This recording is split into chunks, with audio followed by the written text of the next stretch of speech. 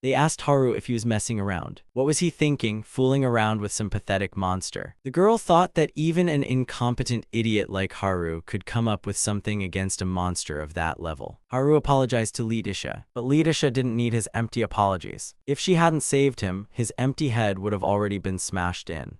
Lidisha's group admired her strength as she sliced the monster in half with a single blow.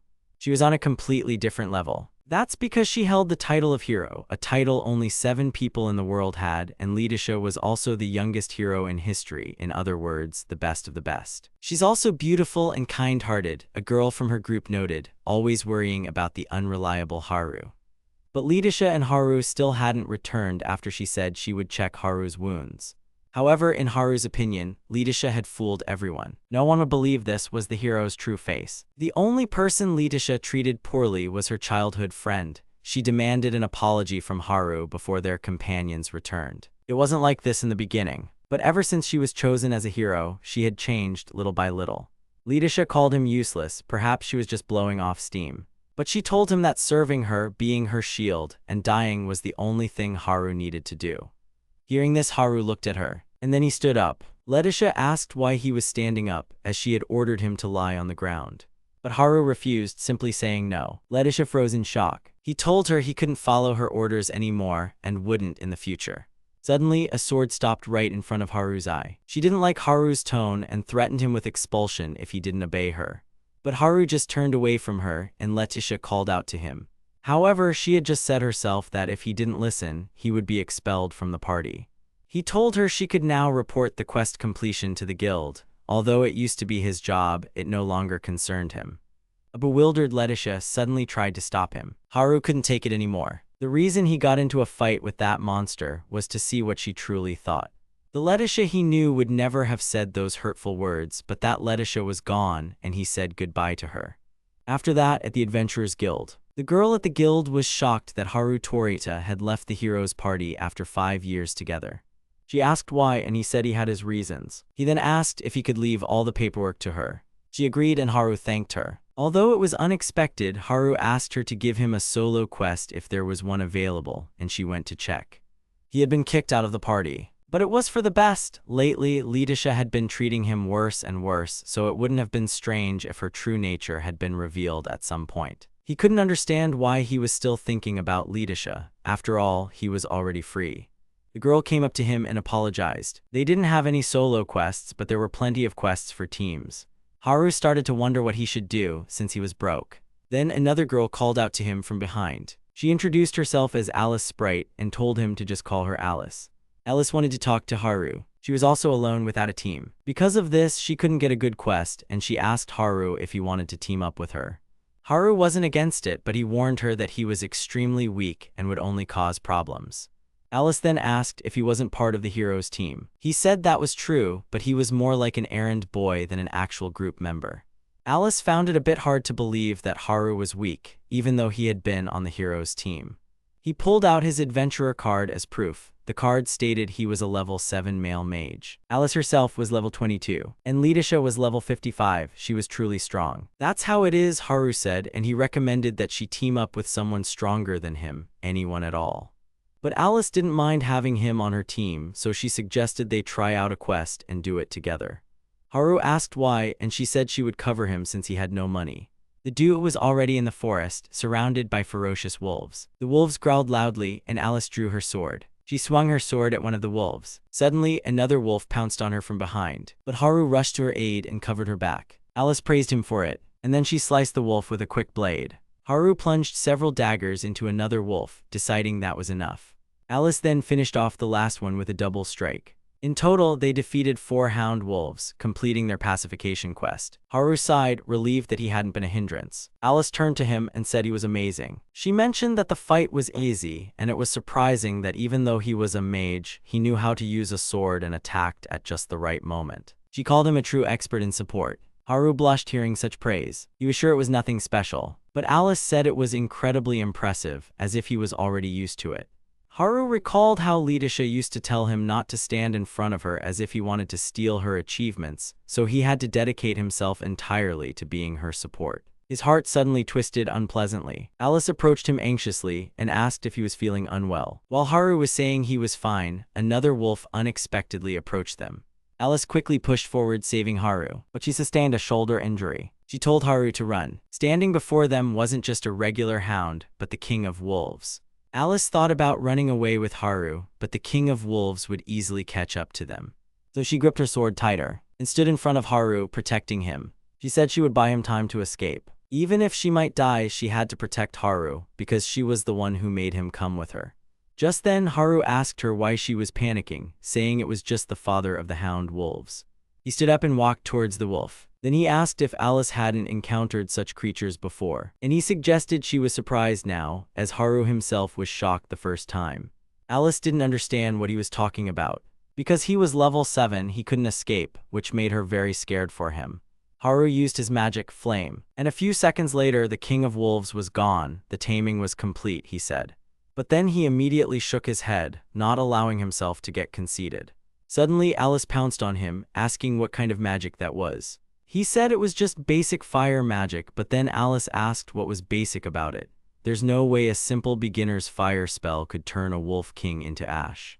Haru asked if it wasn't just a level 5 hound. Alice told him that it was a completely different monster. The Wolf King is an evolution of the Hound Wolf and is level 30. Even she wouldn't stand a chance against it. They should have died fighting such an enemy. She found it ridiculous to call it the father of hounds and asked who told him that. He then recalled the moment in his mind. He remembered exactly how Letitia had said it was the parent of the hounds, but still only level 5. Now that she thought about it, he was so happy to learn fire magic, even though Letitia had said that even children could use basic magic like that. She called him a child and said it was quite embarrassing, asking him not to tell anyone. Haru couldn't believe Letitia didn't know. She was a hero, and unlike him, everyone admired her and she was an excellent adventurer. So no matter how badly she treated him, he believed her words. Suddenly Alice called out to him. He remembered that Alice was injured. He then told her not to move, and began to cast a healing spell. Alice, watching this, was confused. Haru finished, but seeing her reaction, he asked if her wound still hurt. She suddenly cried out, asking why he could use healing magic when he was a mage. Only the priest class can use healing magic. Haru said it was just basic magic and standard for a mage, but Alice asked where his common sense was. She was extremely confused. Then she grabbed him by the shoulders and said that the problem must be with his adventurer card.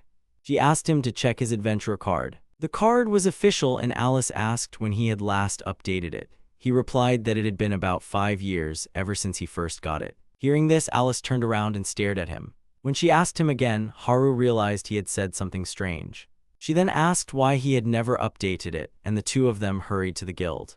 Once at the guild, Alice handed in his adventurer card for an update. She immediately showed him the cost of the update. For Haru, it was very expensive, but Alice wanted to understand him since he could defeat a wolf king and use healing magic, so she didn't mind. Plus, she had received the quest reward, and Haru was worried about her share. But Alice reiterated that it was for her own sake. She poked him on the nose, telling him he was very persistent. He had saved her life, and she asked him to let her repay him at least with this. Then she thought that even this wasn't enough and decided to dedicate herself entirely to Haru. He suddenly flinched when he heard this. She looked at him and asked if he was thinking something strange. After a moment of silence, she then laughed. Haru was too serious, though he himself didn't understand what she was talking about. Haru had a strange warm feeling in his heart when he was with Alice. He wondered how long it had been since he felt something like that. Then he remembered and asked if the update was so expensive, it must be very important. Alice confirmed this, explaining that it was an adventurer's only document, and if you didn't know how strong you were, you could run into problems on quests. She asked how Haru hadn't done something so important in 5 whole years. Haru recalled Letitia's words about how a good-for-nothing like him would remain a good-for-nothing, and that an update was just a waste of money. She had also said it was suspicious that he had survived this long without knowing his place. He thought he couldn't tell her that, so he simply said it was because he was always running errands. The card needed to be updated at least once every 6 months. Haru realized he was forbidden from even doing such an obvious thing, and he wondered why Letitia had gone to such lengths. At that moment, a guild girl approached, looking a bit uncertain. She had finished updating Haru's adventurer card, and she handed it to him. Haru Torita, male, class sage, level 82, that's what the card said. The guild girl couldn't believe that Torita was so strong. Or maybe a level 55 hero is weak, Alice thought. Then that would mean Haru is stronger than the hero, and she wondered if that was even possible. Also, the Sage class is a special class that only a small fraction of people can obtain. Haru didn't understand and didn't remember becoming a sage, or the fact that he was stronger than Letitia. He wondered if Letitia had known this. It was very surprising to learn that Haru was a level 82 sage. Alice didn't fully understand everything, but one thing was becoming clear.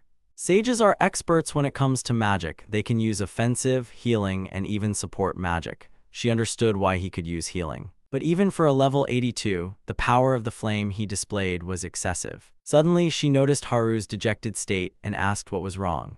He wondered why. Why would Letitia lie to him? It was impossible for her not to know. After all, she was special. She was a hero. It couldn't be that everything she had done with him until now wasn't just stress relief. Rather, it was because she hated the fact that someone was stronger than her. Haru snapped out of his thoughts after Alice called out to him. She offered him some food as she was hungry after the quest. They arrived at the restaurant and the food was already on the table, looking delicious. Alice had splurged on it to celebrate them completing their first quest. Haru wanted to tell Alice everything. He felt he had to. She had offered him a helping hand when he was in trouble and suggested they team up. She had saved him and been kind to him, and he wanted to explain everything. Just then Alice turned to Haru. She told him that he didn't have to force himself to tell her everything. Because there are times when communication can help, but there are also times when it won't. She was curious about his relationship with the hero, but it would be unpleasant if it brought up difficult feelings and memories for Haru. She was completely fine with that. Alice then added that Haru's face looked like a lost child's. He remembered how Letitia had found him and asked if he was okay. Haru had wanted to find the parents of some lost kittens, but she had asked what he would do if he himself got lost. Haru apologized for it, but Letitia replied that it was fine, because she would always protect him, she had said. But at that moment, he remembered her words about Haru's duty to be a human shield and his obligation to die for her. He always believed that at some point the old Letitia would return. After all, she was his precious childhood friend, and no matter how much she despised or mocked him, he wanted to believe that deep down, she cared about him. But as he burst into tears, he realized he was the only one there who thought that way. They left the restaurant, and Alice said the food was delicious. Haru apologized for crying in such a place, but Alice didn't mind it at all. In fact, she wanted to continue traveling with Haru and asked what he thought about it. Naturally, she wanted to repay him for saving her life. She asked him to call it intuition, but Alice had a feeling that if she stayed with him, everything would be fine. And she asked him again what he would say about it. Haru was about to answer when someone stomped loudly behind him. It was Letitia, who had finally found Haru. She called him a complete klutz. She was sure his empty head had cooled down and ordered him to hurry up and come to her. But Haru just sighed loudly. She asked what kind of behavior that was. Haru was sure he had been kicked out of the team. But Letitia said he couldn't possibly survive if he wasn't on her team, telling him to stop whining and come back. Does Haru really think it's a good idea to disobey his master? That's why he's such a talentless idiot, Letitia said. Haru then asked if it was even okay to say such things, as Letitia didn't care about his opinion at all. But then Haru rephrased, asking if it was normal to shout such things in a place like this. The crowd around Letitia recognized her as the hero, and there were also rumors that she was kind and would never say such things. Letitia clicked her tongue, then glared at Haru. As she walked past, she told him she would wait for him at the south gate in the evening. Letitia didn't even look at Alice. Haru had already forgotten what she was like.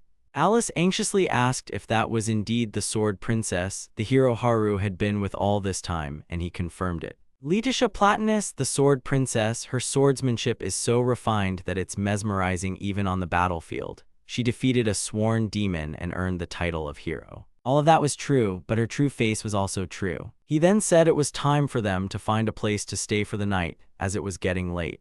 Alice, after a moment of silence, agreed with him. After finding a place to spend the night, they wished each other good night. Then Alice turned to him and said that even though it wasn't her business, Haru doesn't belong to anyone and he should remember that, she told him. Smiling, Haru thanked her for those words. That night lying in bed, Haru thought a great deal. After some time, he left the inn. When he arrived at their meeting spot, Letitia told him he was late. What was he thinking making her wait? Biting the hand that feeds him, did Haru really think something like that was allowed for a servant like him? But while she was speaking, Haru suddenly interrupted her. He said he had always thought of Letitia as a precious childhood friend. That's why no matter how much she despised and mocked him, he always put up with it. But he didn't remember ever becoming a servant. He asked why things had turned out this way. Letitia's face twisted in anger. She was shocked that he thought they were equals, which was why he was rebelling. So she decided to clarify a few things for him. Grabbing him by the collar, she leaned in and told him that Haru belonged to her. She wouldn't let him get away from her. She was the only one who could save him. Haru asked what she meant by save. That's why Letitia had to control him. Haru remembered Alice's words about him belonging to no one. He then broke free from her grip and pushed her to the ground. He also wanted to make something clear. This was goodbye. After those words, veins popped out on Letitia's face. She then drew her sword and warned him that one of his arms or legs would be cut off. She made a quick lunge toward Haru. Haru noted her incredible speed. Letitia attacked him with triple scythe. This was a top-tier skill. Then Haru activated shield magic, and Letitia crashed into the shield and was thrown backward. She said that he had just stopped a top-tier sword skill with beginner-level defensive magic, calling his magic ridiculously absurd. Standing up, she began to emanate an aura, deciding to apologize in advance and warn him that he was about to die. She also advised him that his flame wouldn't work against her. And she told him not to get ahead of himself just because he defeated a level 30 Wolf King, reminding him that she was a level 55 hero. Haru simply said all right. Then he decided to use his full power against her as well. He admitted it was his first time, but since things were serious, he figured he could use it. Watching this, Letitia realized that Haru had been holding back all this time. Haru shouted flame magic, and he directed a stream of fire straight at Letitia. When the fire dissipated, it left a crater, with smoke lingering all around. Haru had defeated Letitia, though it was a surprise even to him. But Letitia, raising her head, couldn't accept it, believing that a loser like him could never defeat her. She repeated once more that he belonged to her. Haru asked why she was still talking about that. He then squatted down, stating that he had won. But even then, she couldn't accept it. Haru decided he didn't want to talk to her anymore. She was an important childhood friend, a companion with whom he had traveled for 5 years. When Letitia wanted to become a hero, she asked Haru if he would go with her. She was really happy that he agreed and that they would always be together. But none of that mattered anymore. He thanked her for everything they had shared and said goodbye. Then Haru turned around and started to leave. A weakened Letitia tried to stop him. She knew that if she didn't protect him, Haru would die. After that, she lost consciousness. Alice asked if he was sure about this. Haru apologized for not being able to answer properly yesterday and asked Alice if she would mind officially teaming up with him. Alice didn't mind and suggested they register at the guild after breakfast. She was very happy because she thought he would refuse the offer. Haru asked why she thought that, but she just told him to forget about it. She then said they needed to decide what to do next and asked Haru what he would like to do. Haru wasn't sure if he was allowed to make such decisions. Letitia had once told Haru that he had no right to decide such things and that talentless people like him should just follow her and stop thinking. Haru made a decision. He wanted to go somewhere far away. At the Adventurers Guild, Letitia learned that Haru had left on a journey. The manager apologized and refused to give details, as Haru was no longer on her team. Letitia kept wondering where Haru got so much energy from. Then she remembered that Alice had been standing next to him at that moment. She thought that the other woman was trying to seduce Haru. Realizing this, she left the guild to search for Haru. The manager suddenly mentioned that there was a carriage heading to Orlando from the West Gate. Letitia then asked if it was okay for her to disclose the movements of other adventurers, as it was against the rules. But the manager only spoke of the carriage, then reminded Letitia that she was the one who had issued both of them their adventurer cards. At that time, they were both new, and the manager back then even promised a discount on the registration fee if they allowed the current manager to handle it. Haru and Letitia were happy that she was also new, and they planned to make this guild their base. And ever since, they had been under her care. As it turned out, she was only the guild's secretary. She simply processed applications for everything adventurers planned to do. But Haru and Letitia had gotten along so well. She didn't know what had happened but suggested they both have a heart-to-heart talk and perhaps things would get better. Letitia just smiled and thanked her. After that, she turned around and left. All of them were her allies, for she was the hero. Just as she thought, the only one in the wrong was Haru. She was firmly resolved not to let him get away. Haru and Alice were riding in a carriage, and the weather was very pleasant. Haru was curious about what Orlando looked like, but Alice herself had never been there. Orlando is a famous fortress, and the local ruler's daughter is also a candidate for sainthood.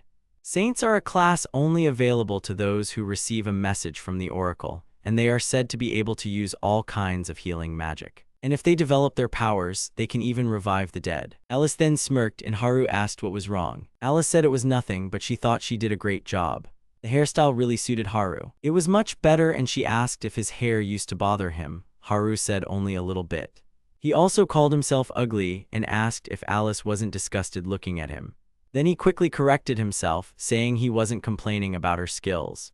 Alice then pulled out a mirror and asked if he had ever looked at himself in it. Haru noted that sometimes Alice could be scary. And then she asked who had called him ugly in the first place. It was Litisha again, who was disgusted to look at him. She ordered him to grow out his hair and hide his repulsive face. And Haru just accepted those words directed at him.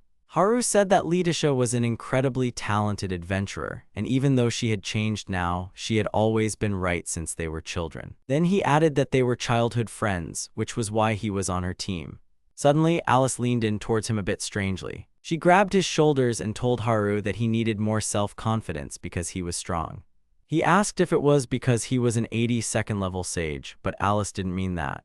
She reminded him how he had saved her back then. He could have just abandoned her and run away, but he didn't. If he didn't have a heart, he wouldn't have been able to do that.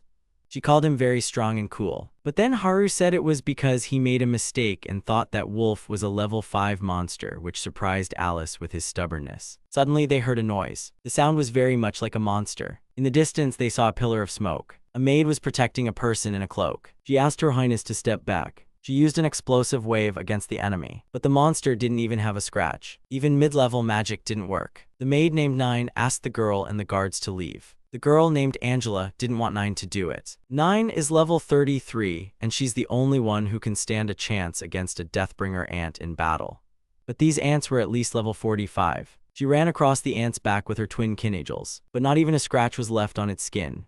The ant struck Nine while she was in the air. Angela approached Nine, who was already on the ground. She begged Nine not to lose consciousness. Suddenly, a Deathbringer ant appeared behind Angela. Seeing it, she closed her eyes and began to pray to God. Suddenly, the ant burst into flames. Angela realized it was advanced fire magic, and explosive at that. Haru approached them, asking if they were okay, along with Alice, who was still in a daze. Angela asked him what would have happened if his magic had hit them too. Angela wanted to ask Haru about his magic, but he decided to heal her first.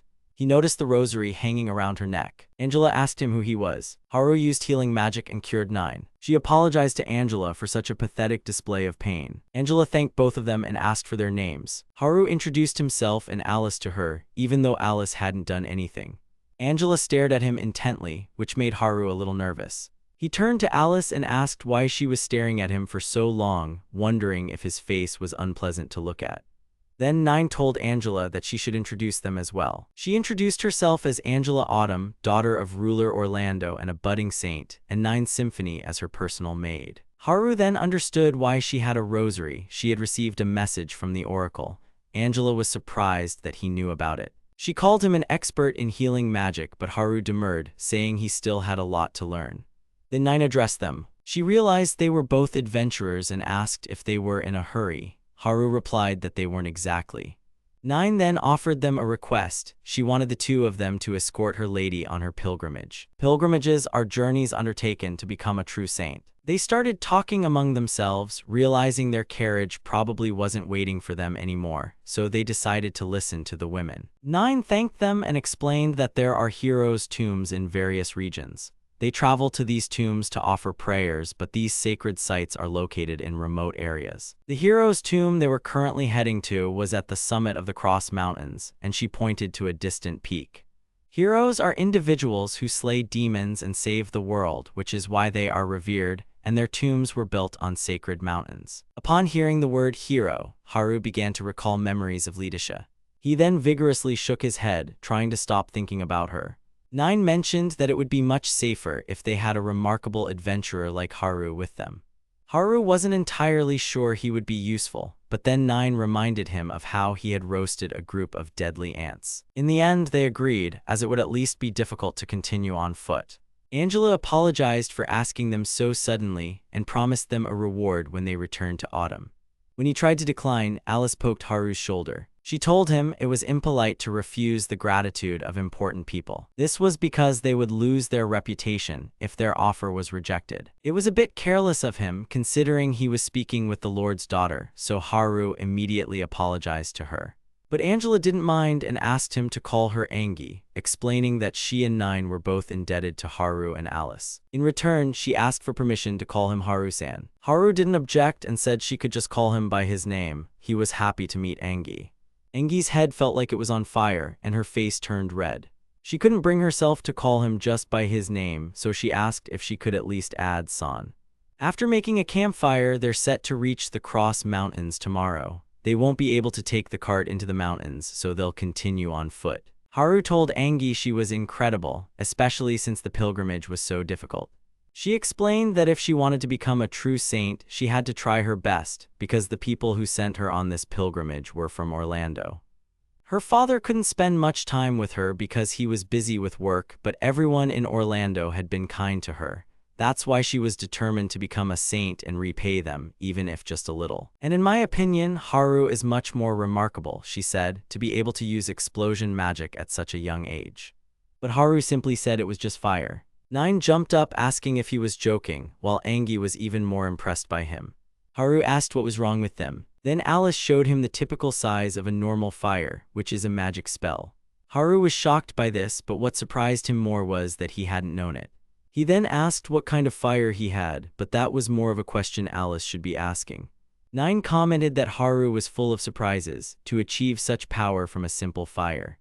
Haru then asked Nine if she had used an explosive wave. He had only seen it from a distance, so he wasn't entirely sure. When she confirmed it, Haru asked if she could teach him that magic, because he could only use basic healing magic, basic fire magic, and basic defensive fire magic. All three of them stood there stunned, staring at Haru. Alice couldn't believe he only had 3 beginner spells. And the fact that he had traveled like that for 5 whole years. She asked why he hadn't learned more, and Haru tried to calm her down and began to explain. He wanted to start learning something new, but Letitia had asked him at the time why he was bothering with something unnecessary. Someone like him would never get better by just memorizing new magic, she said, and advised him to learn how to chop wood instead of studying magic. That's why he had only progressed to basic magic. Alice asked if she could hug him, and Haru was puzzled as to why, as things were quite complicated between them. Nine didn't know how much she could help, but she was willing to teach Haru the blast wave. She would be more than happy to assist the person who saved her lady. And honestly, she was overjoyed to see a young man with such potential. Nine was the head maid of the Autumn household. They started with the basics. Magic is like a puzzle. He needs to take it and turn it into a fitting piece with various elements and combinations. The amount of magic, its density, element, distance, and trajectory, each piece must be placed correctly. If he fails or hesitates, the magic will fall apart and the spell won't work. But if he does it right and creates the magic, and attacks with a blast wave to the side. She put everything together as slowly as possible, but then asked if Haru had managed to see anything. Haru was about to cast the spell when Alice suddenly covered his mouth. She demanded a promise from him that he would hold back as much as possible the first time, and he mumbled his agreement. Nine mentioned that the blast wave usually takes a month to learn, and it's not easy to master its use instantly. But Alice said that it was entirely possible for Haru, and in any case, she forbade him from firing it, otherwise he would blow up everything around them. They finally arrived at the entrance to the hero's tomb. They arrived surprisingly quickly, not even encountering any monsters. Angie asked why Nine was on alert. She replied that everything was just too quiet. Haru asked how to open the patterned door. Angie walked over and touched the door with her hand. The door then slowly swung open. She explained that when the saint touches the door, the lock opens. But then she added that after a certain amount of time, the door would close again, leaving anyone inside trapped, and told them to keep an eye on it. This pilgrimage is quite a scary undertaking, Haru thought. And here's the tomb itself, Angie said. She asked them to wait for her here while she finished. Then she approached the tomb and knelt down, and began to pray at the hero's tomb. Bright lights began to swirl around her. Light enveloped Angie as she prayed. So when they say that saints gain power during a pilgrimage, this is what they meant. After some time, Angie finally exhaled, having finished her prayer. As she descended the steps, she apologized for making them wait. Suddenly, she stumbled and began to fall forward. Haru caught her and asked how she was doing. Engi's face flushed red. She felt herself losing consciousness. Alice thought she had been persistent from the start, but she asked Nine if it wasn't because she noticed Engi's feelings and decided to keep Haru close. Nine was surprised by Alice's perceptiveness. Her lady is the right person to be a saint. She doesn't want her to sacrifice everything to save other people. What's the point of becoming a saint if you have to give up your feelings, she said. After all, before this, she was just a simple girl. Alice smiled at his words. They then began to exit the burial site and decided to return to Orlando. They had sent a messenger the previous night so a feast could be prepared for them. Suddenly, a dragon appeared before them. It greeted them upon seeing them, calling them rats. All four of them were terrified at the sight of the dragon. In the fortress city of Orlando, Letitia was asking what was happening. She couldn't find Haru anywhere and assumed he was probably just wasting time on the way to Orlando. At this rate, she considered retracing her steps, then changed her mind, not understanding why she would do something so foolish. Then she heard someone scream. One of the passersby said that a dragon had appeared in the Crusader Mountains, and another passerby mentioned that Lady Angela had gone there on a pilgrimage. They wanted to send adventurers who could use advanced magic. Another person said that dragons have resistance to magic, and it would be better to inform Lady Angela's family about what was happening. Letitia didn't care about any of that. Suddenly, the passersby started whispering. They were saying that a mage using fire magic with incredible power had saved Angela, and it seemed he had gone with them to the Crusader Mountains. Letitia immediately ran with great speed towards the mountains. She had told him not to waste time. It would be simpler if he just listened to her, and after all, she was the hero.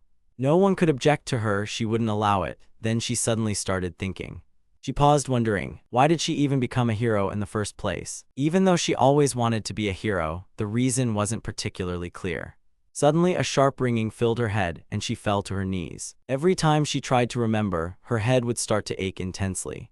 She wanted to protect Haru, but at the same time, she also wanted to control him. She couldn't let his power become known, so she tried to suppress him, no matter the methods. She couldn't think clearly, all her thoughts were muddled. Quite a bit of time had passed since she defeated the demon. Suddenly, a black substance appeared behind her and pierced Letitia through the chest. She wondered about these confusing thoughts. If it was escaping, all that was left to do was lock it away. Then she came to her senses and decided to lock Haru up, calling herself a genius, and laughed loudly. The tail swung and began to fly to the side. It struck the passage where Haru's group was standing. Haru was seeing a dragon for the first time and asked if they were any different from monsters. Alice replied that they were completely different creatures. Monsters are followers of demons, but dragons are a mountain race that follows no one, though they are similar in that both pose a threat to humans. They needed to run. She was about to throw a flashbang to stun it. But Nine said it would be difficult, because she had read that this was a supreme dragon, one of the few in the world, an ancient dragon. They have extreme resistance to magic, and a flashbang simply wouldn't work. The dragon then agreed, telling them not to even think about fighting it. Human magic and swords were useless against it. All they could do was die. With that, the dragon ended the conversation, intending to tear them to pieces or eat them. It told them to make their choice. Suddenly, it looked down. Haru stood before it, wanting to say something. Alice, in a panic, asked what he was doing. But Haru asked, since she could talk, why not discuss everything? He apologized if it was her territory or something similar, as they hadn't known when they came there. They simply had business at the hero's grave and would return immediately, so he asked the dragon to forget about everything. The dragon silently stared at Haru. Then it burst out laughing. It was the first time she had met a human who spoke as if he were her equal. Looking at his clothes, she asked if he was a mage. And then she proposed a deal. Haru should strike her with all the power he had, and if he could make her flinch even a little, she would forget about this. Haru immediately agreed to the deal. But the dragon smirked, saying it was impossible and quite sad to watch someone who would soon die struggle. Suddenly, an explosive wave struck the dragon. Everyone reacted differently. Alice knew exactly what he would do. Nine was in shock, and Angie admired him. When the smoke cleared, the dragon stood there singed. They were shocked that the dragon survived even after Haru's magic. It had quite a bit of resistance, even though its scales were scorched. But in reality, the dragon was already thinking it was going to die. He wondered what kind of person Haru was. Suddenly, Haru turned to Alice, saying he had followed her advice and just realized something. If he hadn't followed her advice, he probably would have failed. Then he addressed the dragon once more. He said he had promised to hold back as much as possible the first time, which surprised the dragon. He asked her to forget that attempt, and this time he was going to attack with full power. Hearing this, the dragon immediately slammed her head into the ground and apologized. He asked why she was banging her head on the ground. The dragon admitted she had become conceited because everyone ran away from her. It's worth noting that she was a legendary dragon. She had flown to various places and amused herself by threatening people, but she never imagined there was someone like Haru. She didn't know it was so terrifying to feel like you were dying, and she apologized again. Alice thought that at least Haru was strong enough to defeat an ancient dragon. Haru asked if it wasn't wonderful that she had thought it over, and he didn't mind. The dragon teared up at his mercy. To possess such power and not become overly proud, and even to forgive her after she attacked them. Compared to Haru, she, a proud dragon, was doing unworthy things. She asked for his name and introduced herself as Sana, a name almost human-like. Sana then made up her mind right then and there. She wanted to become Haru's disciple. Haru asked her what she was talking about. Sana thought he wasn't agreeing because she was a dragon. So she decided to do something, and suddenly a flash of light blinded Haru for a second. Sana transformed into her human form and asked if that would solve the problem.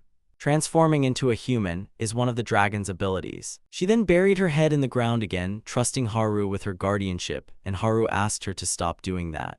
Haru asked Alice what he should do, but even Alice didn't know what he should do. Sana was willing to do anything and begged him to take her with him.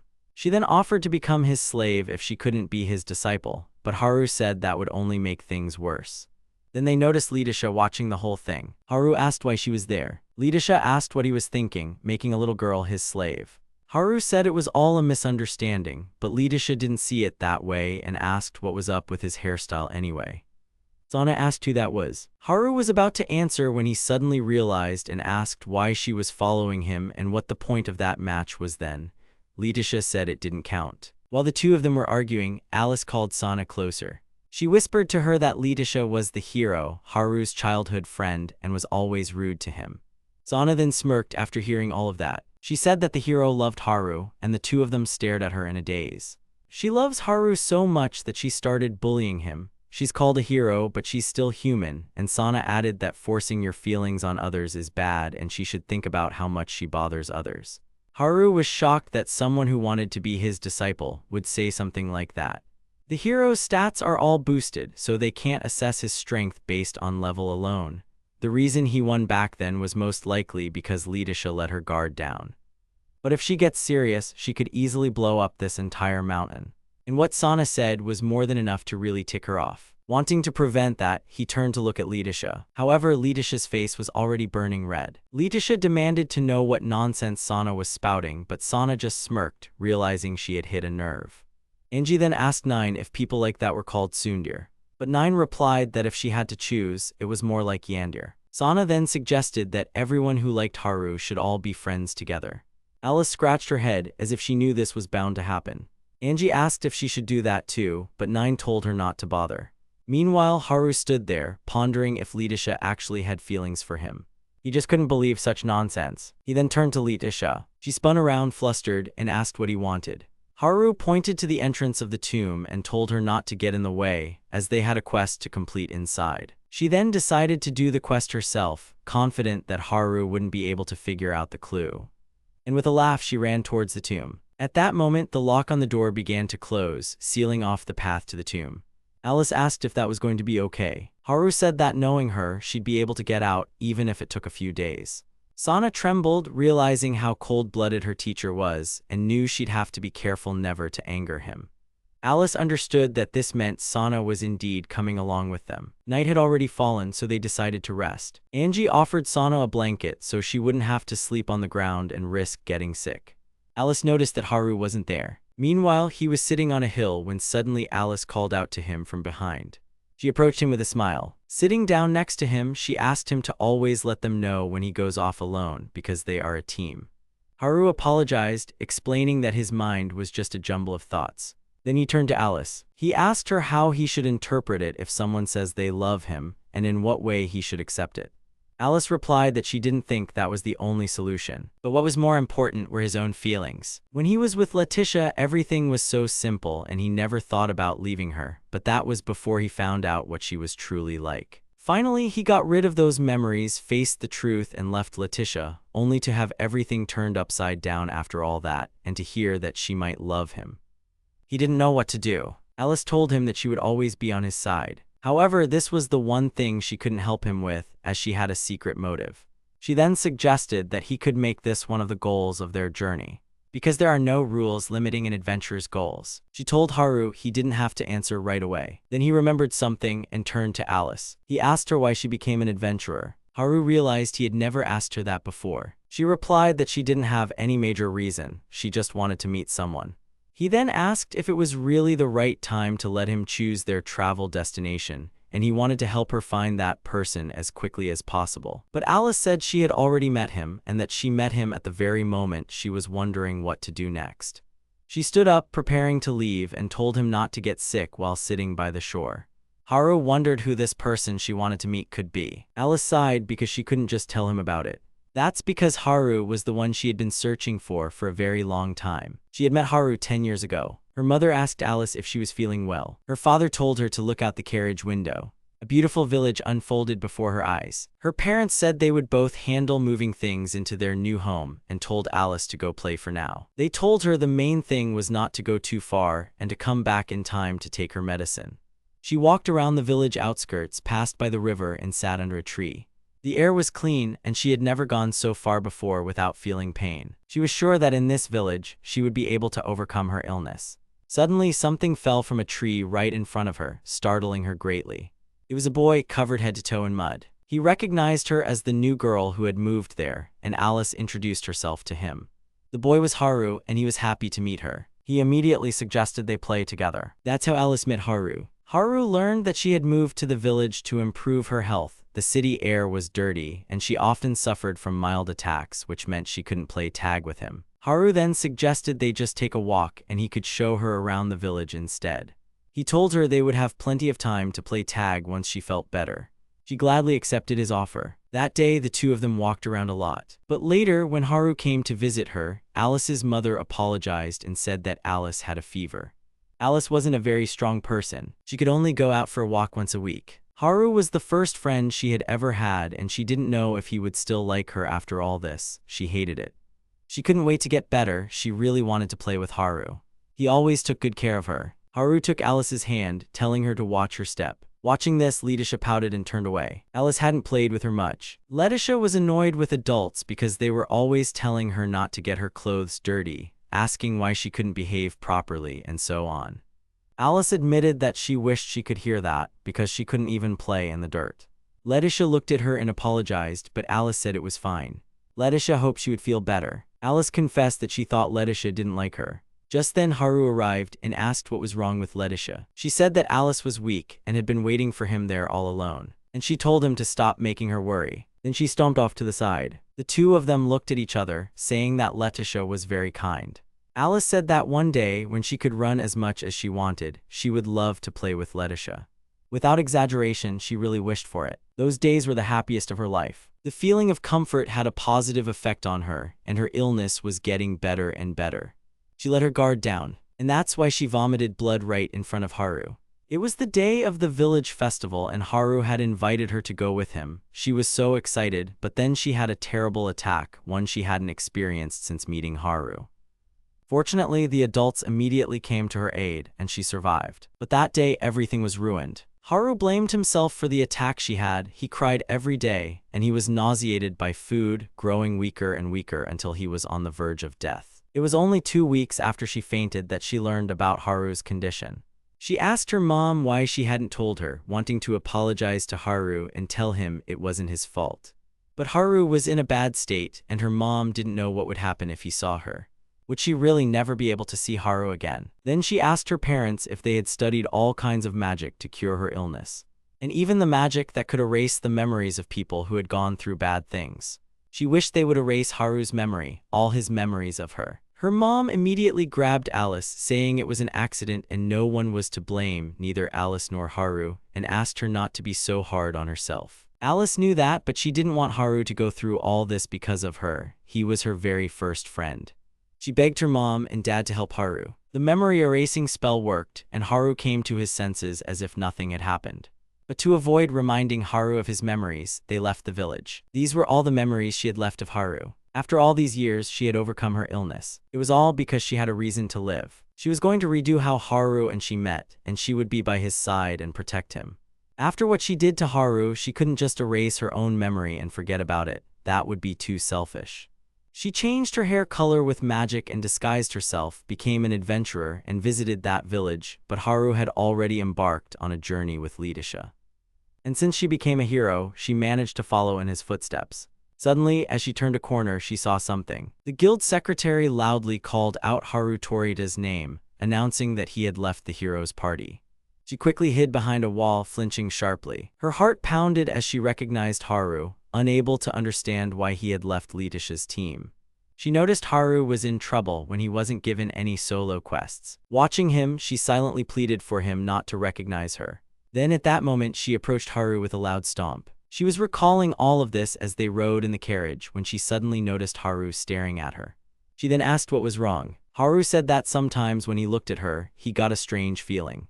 Alice became worried, thinking that simply changing her hair color wasn't enough, but changing her face was a crime, and even if she used a pseudonym, her real name would still be on her adventurer card. But Haru said he felt very safe when he was with her, and he thanked her for saving his life. Alice was about to say something in response. Suddenly, Sana jumped in between them, saying that Haru could rely on her too.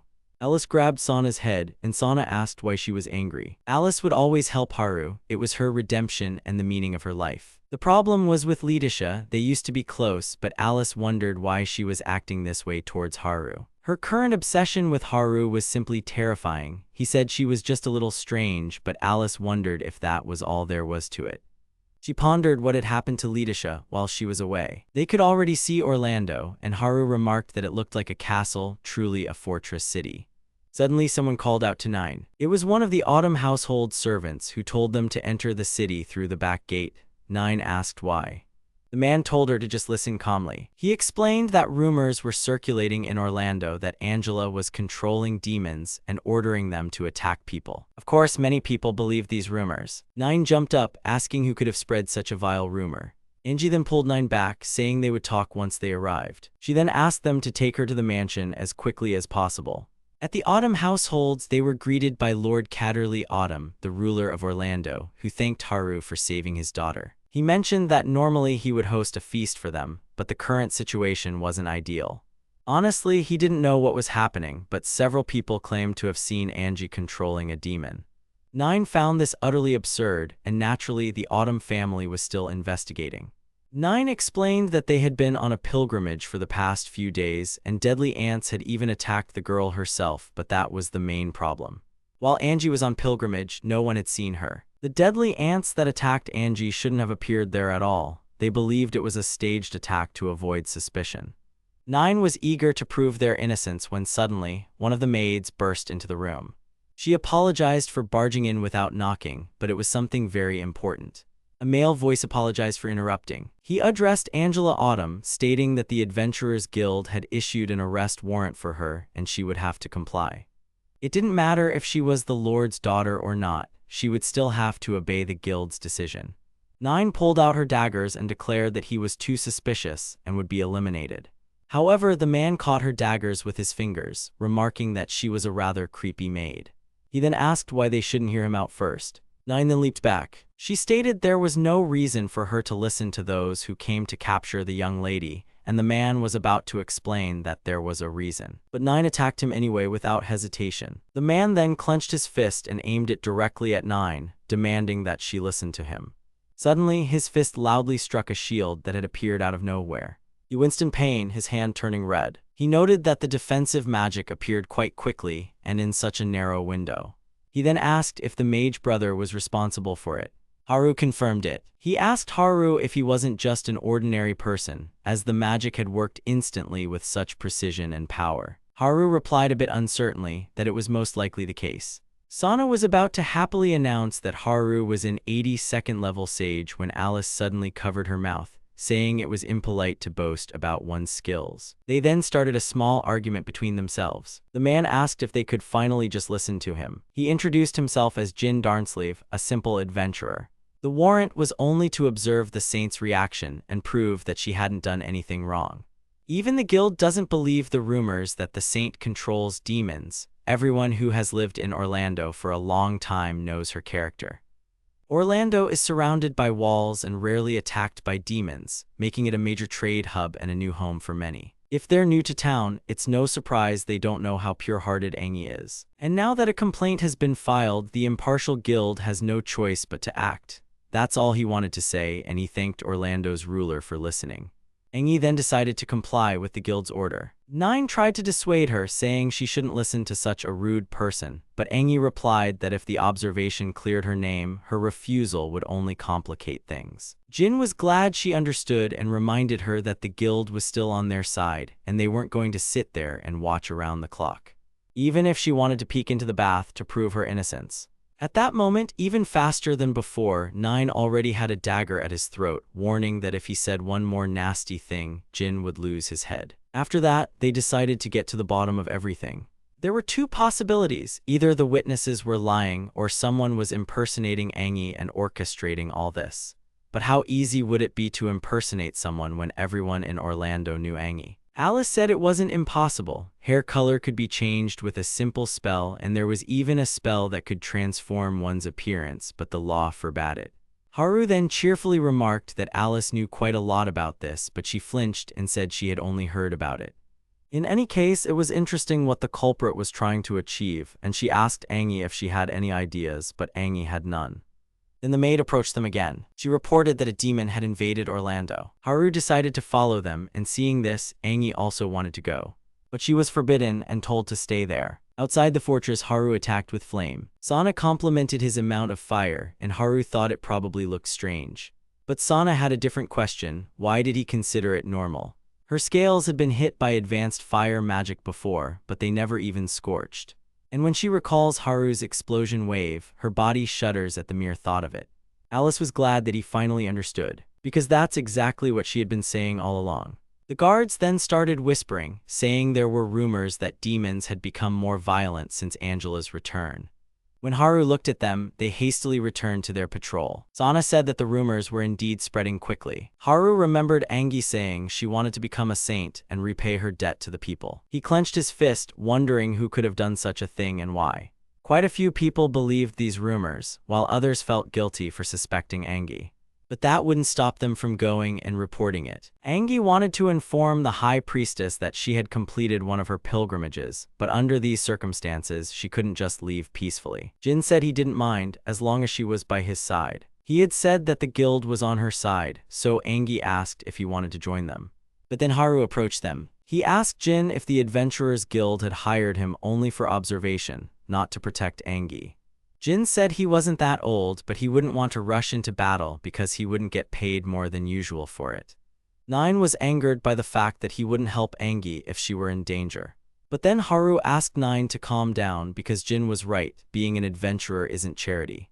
When they take on a job, they do what they're paid for and receive a reward. Otherwise, adventurers wouldn't be able to make a living. But then Sana reminded him that Haru himself had killed the demon without even mentioning a reward. Alice also decided to remind him that when they escorted Angie on his pilgrimage, he literally said he didn't want any reward. Haru explained that it was only because it was an emergency situation. Jin then laughed, saying that Haru was a pretty funny kid who had a talent for magic, but didn't even know it himself. He had expected Haru to be cold, but he turned out to be so kind. The world is quite big, Jin remarked. He then asked if Haru would like to join them as an escort. 9 said that in the current situation, standing out with a bunch of guards wouldn't make a good impression, and it would be appropriate to go with a minimal number of people. Alice asked if 9 didn't want her and Sana to join the patrol of the surroundings. If they went at the request of the Autumn household, it could help restore some trust in them, and 9 liked that idea. But Sana wanted to go with her teacher. 9 offered to make the tenderest meat for dinner, and Sana immediately agreed to it. Then 9 asked Haru to step aside for a few words. She asked if he was sure about the person the guild had sent. Haru was confident because he had gone to the guild and checked everything. It's hard to look at Angie impartially when he's a local adventurer, so they chose someone not from Orlando. He asked what was wrong with her. 9 confessed that she simply didn't trust Jin and didn't know how to say it, but she had a bad feeling. The Autumn family was trying to find out more about him. For now, she bowed and asked him to protect Angela. At that moment, Alice finally found Haru. She approached him, saying she just wanted to see his face before heading out to explore the area. Then he had something he wanted to ask Alice. He asked if they could stay in Orlando until Angie was cleared of all suspicion. He knew he had just said that adventurers shouldn't work for more than they're paid. Letisha had once told him not to forget that she was kind enough to let him join her team, but to her, he was useless. Haru had always considered himself weak and thought he couldn't do anything for anyone. But now he has people who believe in him and rely on him, and he doesn't want to let them down.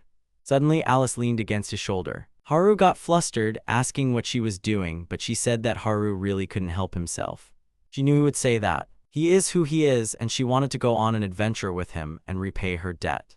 She promised they would catch whoever was responsible for this. Then they fist bumped. They arrived at the church, and the sight was breathtaking. Orlando had many churches thanks to its devout people, and this was the main one.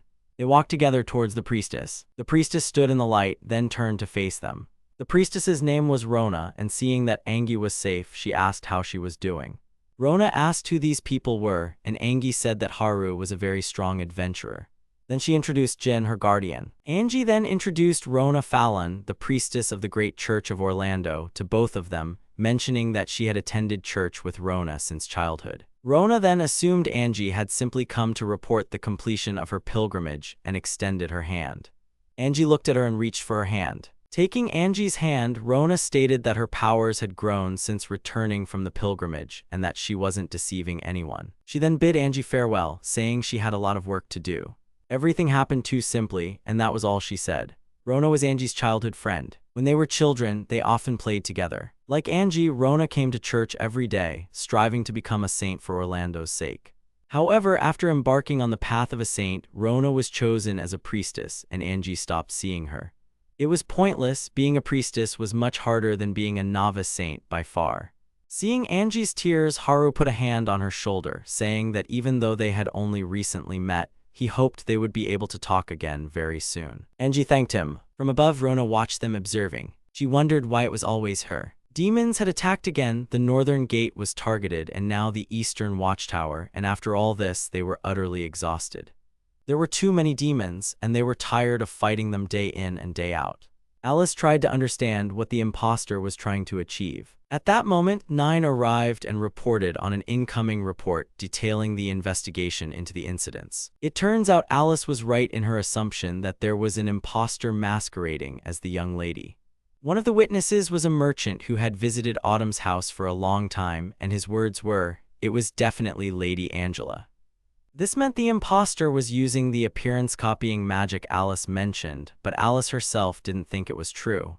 If he really was using wicked magic, it would be a huge problem. That's because wicked magic can sow chaos in the world, depending on how it's used. That's why it's so heavily controlled. No one is even allowed to know what it is, and those who use it are punished very severely. If the imposter was willing to go to such lengths to incriminate the young lady, it could mean he harbored some malice towards Angie. Angie then suggested that perhaps it was to eliminate her as a candidate for sainthood. There's a limit to the number of people who can become saints. If too many people were able to revive the dead, it would cause problems. Currently, there are 6 saints who have completed the pilgrimage and become true saints. And there's only room for one more person. More than 10 saint disciples like Angie are participating in the pilgrimage. This means only the next person to complete the pilgrimage can become a true saint, so the other saint disciples are likely trying to get rid of her. Angie agreed with this, as it was the only reason she could be specifically targeted.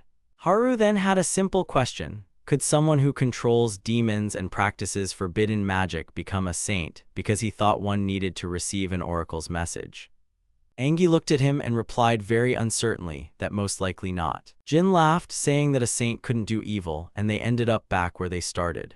Suddenly, Sana exclaimed that it was a problem, and all they needed to do was catch him and make him say what he wanted. With those words, she ended her break and went on patrol.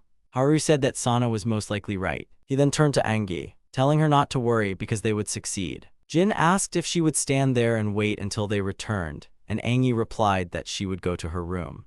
Then Jin turned around and said that he would also go and relax. After all, she would be in her room anyway, and he wouldn't have to keep an eye on her. He asked her to let him know when she came out of her room, and then he said goodbye. 9 leaned towards Angie and said that she was also going to finish her tasks, asking Angie to call her first when she decided to leave her room. She also told her never to be alone with that man, which made Angie a little scared. Then everyone left and Angie was left alone. Peeking into another room, she saw the maids preparing food for the guards, but they were short-handed. Everyone around was quite busy. She wondered how her father was doing. But as she approached, she heard from his room that they were already repairing the walls, yet they were asking for even more money for security, and their funds were running out. His subordinate asked Catalia to rest, but he couldn't afford to. His daughter was in danger. Orlando was also in danger. He had to do everything in his power as a lord. Hearing this, Angie tensed her shoulders. Sana was angry that she was once again forced to be separated from her teacher. A guard asked the dragon girl to be careful, while another noted that she was quite terrible, even though Haru was amazing. The first guard was quite pleased to be in the same group as Sana, and the second told her to be serious, as they were under attack. Suddenly, a third guard noticed something below and pointed at it, warning the others. Lady Angela was standing below. She was standing with a demon. They wanted to catch her, but she was too far away, and when Sana saw her, her pupils narrowed. Then she leaped down straight towards her. Moving in very fast zigzags, she instantly appeared before the Angie imposter. Sana stated that they already knew she was an imposter. She was about to give the imposter a serious beating, striking at her. The imposter covered herself with her hand. The imposter's hand cracked, and then a large amount of steam formed around her. The imposter's disguise fell away, and Sana was ready for battle. Suddenly, several knives fell in front of her, forcing her to stop. The imposter managed to fly away on her demon. Sana whined that they were so close, but the guard praised her. This was because Angie was currently in the mansion under guard, and this should prove the imposter's existence. Sana joyfully jumped up and said she would return to the house and report everything. Just then, Angie appeared next to them, having fallen. She saw Sana and said she heard a demon appear there. She wanted to help them with something, practically anything. Sana then got furious and asked what she was doing there, and Angie, almost crying, began to apologize. Angie was spotted where the demon appeared, and by the time she got there, she was seen sneaking around the city. This was quite bad, and Haru and Alice were enveloped in despair. Sana asked what she was thinking, as they were just about to clear her name. Angie, with tears in her eyes, apologized to them, saying she just wanted to help and do something. It was her fault they had so many problems, and she couldn't stand the thought of not being able to do anything. But in the end, she dragged everyone down with her, and she felt really bad about it. Haru said that wasn't true. He explained that the reason they were having such a hard time was because of the person responsible for all of this. If they suffered, it wasn't Angie's fault, and he told her not to even think that. He also added that they were working hard because she was very important to them, and asked her not to worry about it. Angie asked if she was really important, and Haru confirmed that yes, she was. At that, Angie's head exploded with a red blush from shock. Her head suddenly felt so light, Haru sensed she had a fever again, and Milord felt a pang in his heart but decided to keep quiet. Haru then turned to Sana and asked if, when she tried to catch the imposter, throwing knives were thrown at her from somewhere, and he asked her to give them to him so he could examine them more closely. But she said she had left them there, at the spot where they landed. Haru then asked why she left them, as they were the first clue they had. He told her to go back to that spot and asked Sana to lead the way. However, darkness had already fallen, and Sana was very tired. They never found the daggers, and she felt very sorry, saying she wasn't good enough to be an apprentice, but Haru told her it was okay. He then wanted to ask a rather strange question. He asked why she was trying so hard. She asked why he was asking so suddenly. Haru meant that if you think about it, Sana had no connection to this case at all, yet she was going out of her way even if she complained, and was even upset that she couldn't catch the culprit. He was just curious why she was doing all of this. Sana glowed from being praised, and Haru was glad that she at least got back on her feet. Then she crawled over to Haru, asking if she was a good girl and if she had worked hard. He praised her and started petting her head, which made Sana's eyes sparkle. She asked him to pet her again, and Haru didn't mind doing it one more time. Then she asked if Haru knew how dragons were born, and he said he thought they hatched from an egg. That was the correct answer, and it takes a long time for them to hatch. It can take years or even decades. When she was born in that cave, she was all alone. Sana was born and emerged from her cave, looking around the area. Suddenly, she got scared by some animal's tail, but it was just a mother fox with her little kits. She felt very lonely. Sometimes she would meet adventurers who looked happy, so she would go to their village. However, the people started chasing her away, wishing her death and planning to call a high-level adventurer. They didn't want a dragon to destroy their village. At that time, she began telling everyone that she was a legendary ancient dragon, ordering them to kneel and give her food. But now, as she recalled it, she realized how foolish that was. That's why she can't let Angie look sad. However, Haru didn't quite understand what she was talking about. She explained that Angie has both parents and the townspeople, and they all love Angie. She knows how much that makes her happy, and she would never forgive anyone who took that away from her. Haru smiled, admitting he hadn't known that. He then started stroking her head, telling Sana she was a good girl. Then she realized something. She jumped back, knowing that Alice could get angry if she got carried away. As it turned out, Alice wasn't home at the moment. Sana asked why she wasn't there at such a time, especially since they had patrol tomorrow. Haru said he just wanted to check something. Nine thanked Angie for all her hard work, and they wished each other good night. As Nine started to leave, Angie decided to ask if she was angry about Angie sneaking away from her, but she wasn't. The reason Nine left without saying anything was because she felt unworthy of the lady's trust and she regretted it. With those words, Nine slammed the door shut as she left the room. Angie then wondered how she could possibly be a saint. At the church, Rona ran up to Angie and asked if it was true that the oracle had chosen her as a candidate for saint. She hugged Angie, congratulating her, and Rona was confident that Angie would be able to become a saint. Angie said she would only be able to study and nothing more, but Rona was still happy that they would be together. This was because Rona had been nominated for the role of High Priestess. Angie was surprised and congratulated Rona as well. Rona said she was able to achieve all of this because they were always together, and her beloved Angie always tried her best, just like her. She then suggested they continue working for the good of Orlando. Angie asked if she could really rise to become a saint, since Rona was a much more powerful priestess than her. But Rona said everything would be fine and assured Angie that she could become a saint. Rona had said that back then, but things were different now. Angie was consumed by self-doubt and ran away, causing trouble for many people and pain to those she cared about. She really wanted to talk to Rona. At that moment, Jin was approaching the old building. Opening the creaking door, he asked the person in the robe about their progress. The robed figure asked if Jin understood what he had done, as those were his throwing knives that time. Jin asked him not to speak that way to the person who had saved him. The person in the robe said thank you, and Jin laughed. The plan was working, Jin said, and they were close to tarnishing the saint's reputation. They were in the final stages, and he asked her not to mess it up. But the person under the cloak turned out to be Rona, who told him not to tell her what to do, saying she would never forgive Angie. Her goal was to remove Angie from her position as a saint and let Orlando fall. That was her objective. She was genuinely grateful for Jin's help, but she asked when he would finish the job, as she was tired of waiting. He replied that it was almost done, they were already at their goal.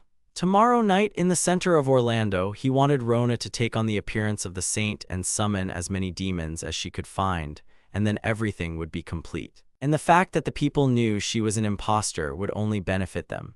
There are many ways to destroy a city. Those who consider Angie a killer still think that those who believe in the saint are idiots, and those who believe in her consider others traitors. He then asked what would happen when someone shouted, "She's an imposter," right in the middle of that crowd. The suspicion and irritation that had been smoldering within them would erupt, and the crowd would immediately start a fight, not to mention the demons attacking them. People are vile and despicable. He knew this better than anything else. They only care about themselves, just like the mage brother. Then he apologized for getting carried away and said that, in any case, they would do it tomorrow night. As it turned out, Alice was eavesdropping on them at that moment. The Lord couldn't believe that the priestess would do such a thing, but Alice confirmed everything she had said. Sana then understood why she hadn't been there that night. It was because she was watching Jin. She asked how Alice had figured it out, and Alice called it woman's intuition. But actually, Haru was the first one to notice it. This happened when they went to the church. Jin was standing next to him, but the priestess only asked him who he was. Even though Jin acted as if he had never met her, Haru thought that perhaps they knew each other and were hiding it. Jin didn't care at all that Angie had slipped away right under his nose. He would have failed his mission, and the guild wouldn't have paid him a dime. Alice then decided to keep an eye on Jin. He was wary of Haru, so it was easier for her to follow him. Nine also received the results of their investigation. He claimed to be an adventurer, but in reality, he was an underground mercenary. The work he'd done so far involved conspiracies, torture, and murder, all horrifying even to mention. She was sure that when he was chosen to look after the young lady, he knew what he was getting into. This was so he could get closer to his target and meticulously execute his plan. But Nine couldn't understand why he was specifically interested in Orlando. Sana then said it didn't make any difference. The main thing now was to catch him and make him talk. Hearing this, Angie wondered why Rona had been lying to her all this time, all those words and smiles. Haru grabbed her hands and suggested they talk to Rona together. Perhaps Jin was just deceiving her. They didn't know everything, so they shouldn't jump to conclusions. After all, they'd known each other since childhood, and she should trust her completely, he thought to himself, unsure if he even had the right to say such a thing. Then he apologized for getting lost in thought. Alice said it wasn't that simple. If they asked Rona or Jin directly, they would simply deny everything. Haru then came up with an idea of how they could do it. Rona asked who was there. Jin was sitting in front of her, waiting for the priestess's gratitude. After all, he had saved her from an assassin. Rona asked why he assumed it was an assassin in the first place. Jin said she was very naive and couldn't see the whole picture. He added that the assassin was hired by Angie, a candidate for saintess. Rona immediately disbelieved him, saying Angie would never do such a thing, but he asked if she was truly sure about that. While Rona works hard, Angie eliminates competitors, reaps the benefits of a priestess's work, and on top of that, will soon become a saintess, literally killing two birds with one stone. After all, she hadn't seen Angie since Angie began her path to becoming a saintess. He asked her to think about it herself, reminding her that she's a smart girl. He questioned if Angie was, or ever had been, her friend. When Angie was asked if Rona was truly suitable for the role of priestess, she replied that Rona wasn't even fit to tie her shoelaces. Rona has always been such a fool, she doesn't even suspect she's being used, she said. She's a priestess nobody likes. Rona fell to her knees, wondering if all of this could really be true. Jin explained that he was there at the request of someone who knew about her conspiracy. He offered to help her get revenge on Angie. Sana asked for 9 more meat burgers, but 9 refused her, saying she had been misbehaving. They had enough people for the patrol today, so the Lord was greatly indebted to them. He hoped everything would work out when suddenly their breakfast was interrupted. They were informed that the impostor of the angel had just surrendered at the guild. Jin's face immediately paled upon hearing the news. The impostor was currently being held in the guild's dungeon, and despite the news spreading, there was no panic in the city. She remembered nothing about her parents. This was Nine, whose main occupation was rummaging through trash and drinking rainwater. She didn't live, but merely existed in a world that was dead. But then she saw Angela, who was sobbing and didn't know where to go, as she wasn't familiar with the area. That day her fate changed. She approached the girl and asked if she was lost. The girl timidly said yes, she was lost. The girl's clothes were the most beautiful she had ever seen, and her hair was neat. The two of them were very different. So she decided to help her, extending her hand, wanting to help her find her way home. Angie introduced herself and asked for her name, but Nine didn't have a name at that time. And then they finally arrived at Angie's house. The mansion turned out to be even bigger than she had imagined. She then turned around, ready to leave. But Angie stopped her, really wanting to thank her for her help. They prepared a bath for her, and Angie even offered to bathe together. After the bath, she was already sitting at the table, with a luxurious meal in front of her. Once she was given permission, she immediately started eating everything with her hands, when suddenly she looked up. The Lord and Angie were happy that she liked the food so much and encouraged her to keep eating, as all this food was for her. She looked at the cutlery and felt a little embarrassed, seeing how she was holding the food with her hand. Then she also picked up a fork and knife and tried to use them. Angie told her about her dream of becoming a saint. In a day, she would go to church and train to be a priestess, and then she would pray every day. If the oracle chose her, she could begin her pilgrimage. The path was long, but she wanted to do everything she could for the city's residents. Living for other people, that thought had never crossed Nine's mind. Angie asked if she would go on a pilgrimage with her if the oracle chose her. Nine wanted to live for this beautiful girl, giving everything to be with her. The Lord said she could work in the mansion because she didn't seem like a bad person. If only she hadn't met young Ludi that day, perhaps she wouldn't be alive anymore. That's why she would always be a loyal maid, no matter what. Rona overheard passers-by talking about the culprit who had surrendered. People breathed a sigh of relief that it was an impostor of Angela, not the real one. Rona then went to the wooden house and immediately asked Jin what was going on. He sighed, despairing that it wasn't her who had surrendered after all. Naturally, none of this was part of Jin's plan. He said it was either some kind of show or someone had taken matters into their own hands, and either way, it was going against their plan, so they decided to get rid of him. He was planning to infiltrate the guild's dungeon when Rona said she would go with him too. Jin immediately refused, saying there was no need. But Rona herself wanted to get rid of whoever was hindering them, so why couldn't she go? They were almost at their goal, and she couldn't let everything be ruined. Scratching his head, Jin hadn't even thought she would fall for the first idea and allowed her to go. They arrived at the guild's dungeon, at a cage where an imposter was sitting. Jin, expecting a good answer from the imposter, wanted to question her. Suddenly, Rona yelled, asking why she was getting in her way, wondering if she was also on Angie's side. Or did she interfere to help Rona, she asked. Grabbing a bar, she demanded an answer. She then shrieked at her not to meddle, as it was her place to get revenge on Angie. The imposter then smirked, having heard everything perfectly. Alice emerged from under the cloak and asked the priestess if that could be considered a confession. Several more people stood behind the two of them. It was everyone else, Haru, Sana, and Nine, and he asked, assuming no explanation was needed. Jin refused, saying it was already clear they had fallen into a trap. Haru confirmed this, adding that deceiving wasn't nice, but they had repaid them in kind, so they were even. He thought that if he caught him himself and handed him over to the guild, they would have time to talk. At that moment, Angie peeked out from behind Haru. She asked Rona why she had acted that way. After all, she herself had said they would work together for Orlando's good, that she could become a saint, and she asked what all those words were for then. Suddenly, Rona yelled at her to shut up and added that she had always been like that. Always with her living for the good of the people, Orlando this, Orlando that. Haru and Nine immediately stood up to defend Angie. Rona declared that she hated Angela and this city and everyone in it, and loudly proclaimed that she wished it would all burn to ashes. Just then, blue flames erupted around her. Then from the blue flames, an enormous, dark, horned creature appeared. The monster roared and punched a hole in the ceiling. Haru shielded Angie with his body, warning her. The demon, taking Rona in its hands, flew away with her. Angie begged Rona to stop and come back. They wanted to catch up to her, but Sana's first move was to turn towards Jin.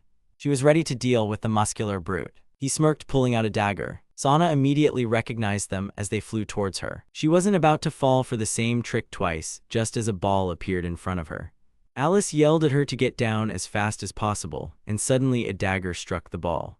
The ball burst open and exploded into a puff of smoke. It was a pepper smoke bomb. Everyone around started coughing, and Sana, having taken a direct hit, also began sneezing uncontrollably. She was no longer in a state to catch Jin, so Haru said he would catch him himself. Stepping outside, he saw that the city center was filled with demons. One of them was already attacking a woman and her child, but Alice managed to cut down the demon and protect them. The situation in the city was dire. After a large black monster appeared, the sky was enveloped in darkness. Demons appeared all over Orlando. The guard managed to fight them off in the eastern district where the Lord's residence was, so they decided to split up and destroy them. Alice would go to the northern district and Sana to the western. Haru was about to head south when he was suddenly stopped. They both told him not to use his magic at all, or he would leave Orlando in ruins. He asked if he could at least use a little fire, but Alice still forbade him, saying that even his small flame would be too much for the city. Then she remembered that he had a sword when they first met and asked him where it was. At that time, he couldn't use magic, so he kept it for defense, but now there was no point. Alice told him to get a new one. Hearing this, Haru suddenly became thoughtful. He started mumbling something about minimizing environmental damage, a short range, but with plenty of power. He began to cast a spell. The girls immediately got scared, seeing him create something, fearing for the city. Magic was like a puzzle, he recalled. He needed to take it and turn it into the right piece. All the elements, the right amount of magic, density, every detail in its place. He then created a flaming sword in his hand. Alice and Sana were speechless. They had never seen such a thing before and asked if it was really fire magic. Spotting a demon, he immediately decided to try it out on his first test subject. He skillfully sliced the demon into pieces. He was pleased that everything went smoothly, just like clockwork. Now he could fight inside the city, when suddenly Alice stopped him with a shout. She asked if he had really invented it himself, just like that, creating new magic. Great mages spend years on such things, but he just did it on his first try. You can't just create a sword of fire so easily, and the main point was that he actually managed to do it. Sana got goosebumps. From that moment on, she would call him the Demon King. Haru said they didn't have time for that right now. Angie approached him and said she would go to the central district where the main church was located. According to the residents, the demon had flown in that direction, which meant Rona was also there. She knew she couldn't fight, but she had to stop Rona because Rona was her closest childhood friend. Then she turned to Nine, telling her she wouldn't run away from her anymore. And she asked if Nine would go with her to help. Nine gladly agreed to go. Haru then said they would stop them, and they went into battle. Jin's plans went a little awry, but it still turned out pretty well. This priestess pulled out an excellent trump card at the last moment. An archdemon is a high-ranking demon with immense magic resistance, the main enemy of all mages. He challenged Haru with this demon. Alice attacked the demon wolf with her twin scythe, but one hit wasn't enough, and it turned around and snarled at Alice. Alice managed to block the wolf's claws with her sword. She spun around preparing to strike, and she attacked the wolf from above to defeat it. Haru would have finished it faster, which is understandable since Alice is only a level 22 swordswoman. She was just an ordinary adventurer without any special talents, and she wondered if she was even useful at all. Then she slapped herself across the face with both hands, and she told herself not to be stupid because she had sworn to protect Haru. Even if she was weak, there were things she was best at, and Haru was naive. With such incredible power, there would definitely be people who would want to use him, so she would need to tell him not to use magic on people too often. Then she started wondering what she was actually doing. In battle, Haru only ever supported Lidisha. She never let him fight properly and even forbade him from using magic. When you think about it, he was constantly sidelined while she became great. She then realized that Lidisha was trying to protect Haru. With his kind of power, Lidisha didn't want anyone cunning to exploit him, so she hurt him to keep him safe. Sana stood before the demons. They roared and tried to attack him, but she dodged. She grabbed his sword, ready to strike back. She leaped over the lizard demons, and with her claws she sliced through these demons. She had already killed a whole mountain of them and was sure that her teacher would praise her, saying she was very clever and that he was proud of her. She then ran off, telling herself it was too early to celebrate. The archdemon sat on the church roof with Rona in his arms. Orlando was completely engulfed in flames. She had taken revenge on the city that had used her. Being a priestess was a huge burden. She carried a responsibility no one else wanted to take on, and no one ever noticed her. After all, they only loved Engi. She didn't even know how her life had come to this. Today's lesson was difficult. Rona thought she would fail and be expelled from the church. She couldn't imagine what she would do next. Suddenly she froze, looking at the inner garden. It was Engi sleeping with a book in her hand. Rona couldn't understand what the girl was thinking, falling asleep in the churchyard. Rona had seen her in the chapel before but couldn't recall her name. She started to wake her up, warning her that she'd get into trouble. Suddenly the girl abruptly jumped up and screamed, startling Rona as well. The girl apologized, explaining that she was just scared and had accidentally fallen asleep while studying there. Rona asked why she was studying there when there were classrooms available for that. The girl replied that it was simply much nicer in the sun, then offered to study with Rona. She's strange, that was Rona's first impression of her.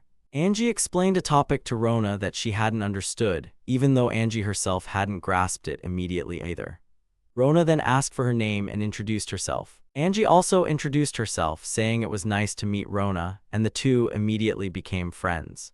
Rona was at the church because she had nowhere else to go. She was an orphan living in the church dormitory, studying to become a priestess.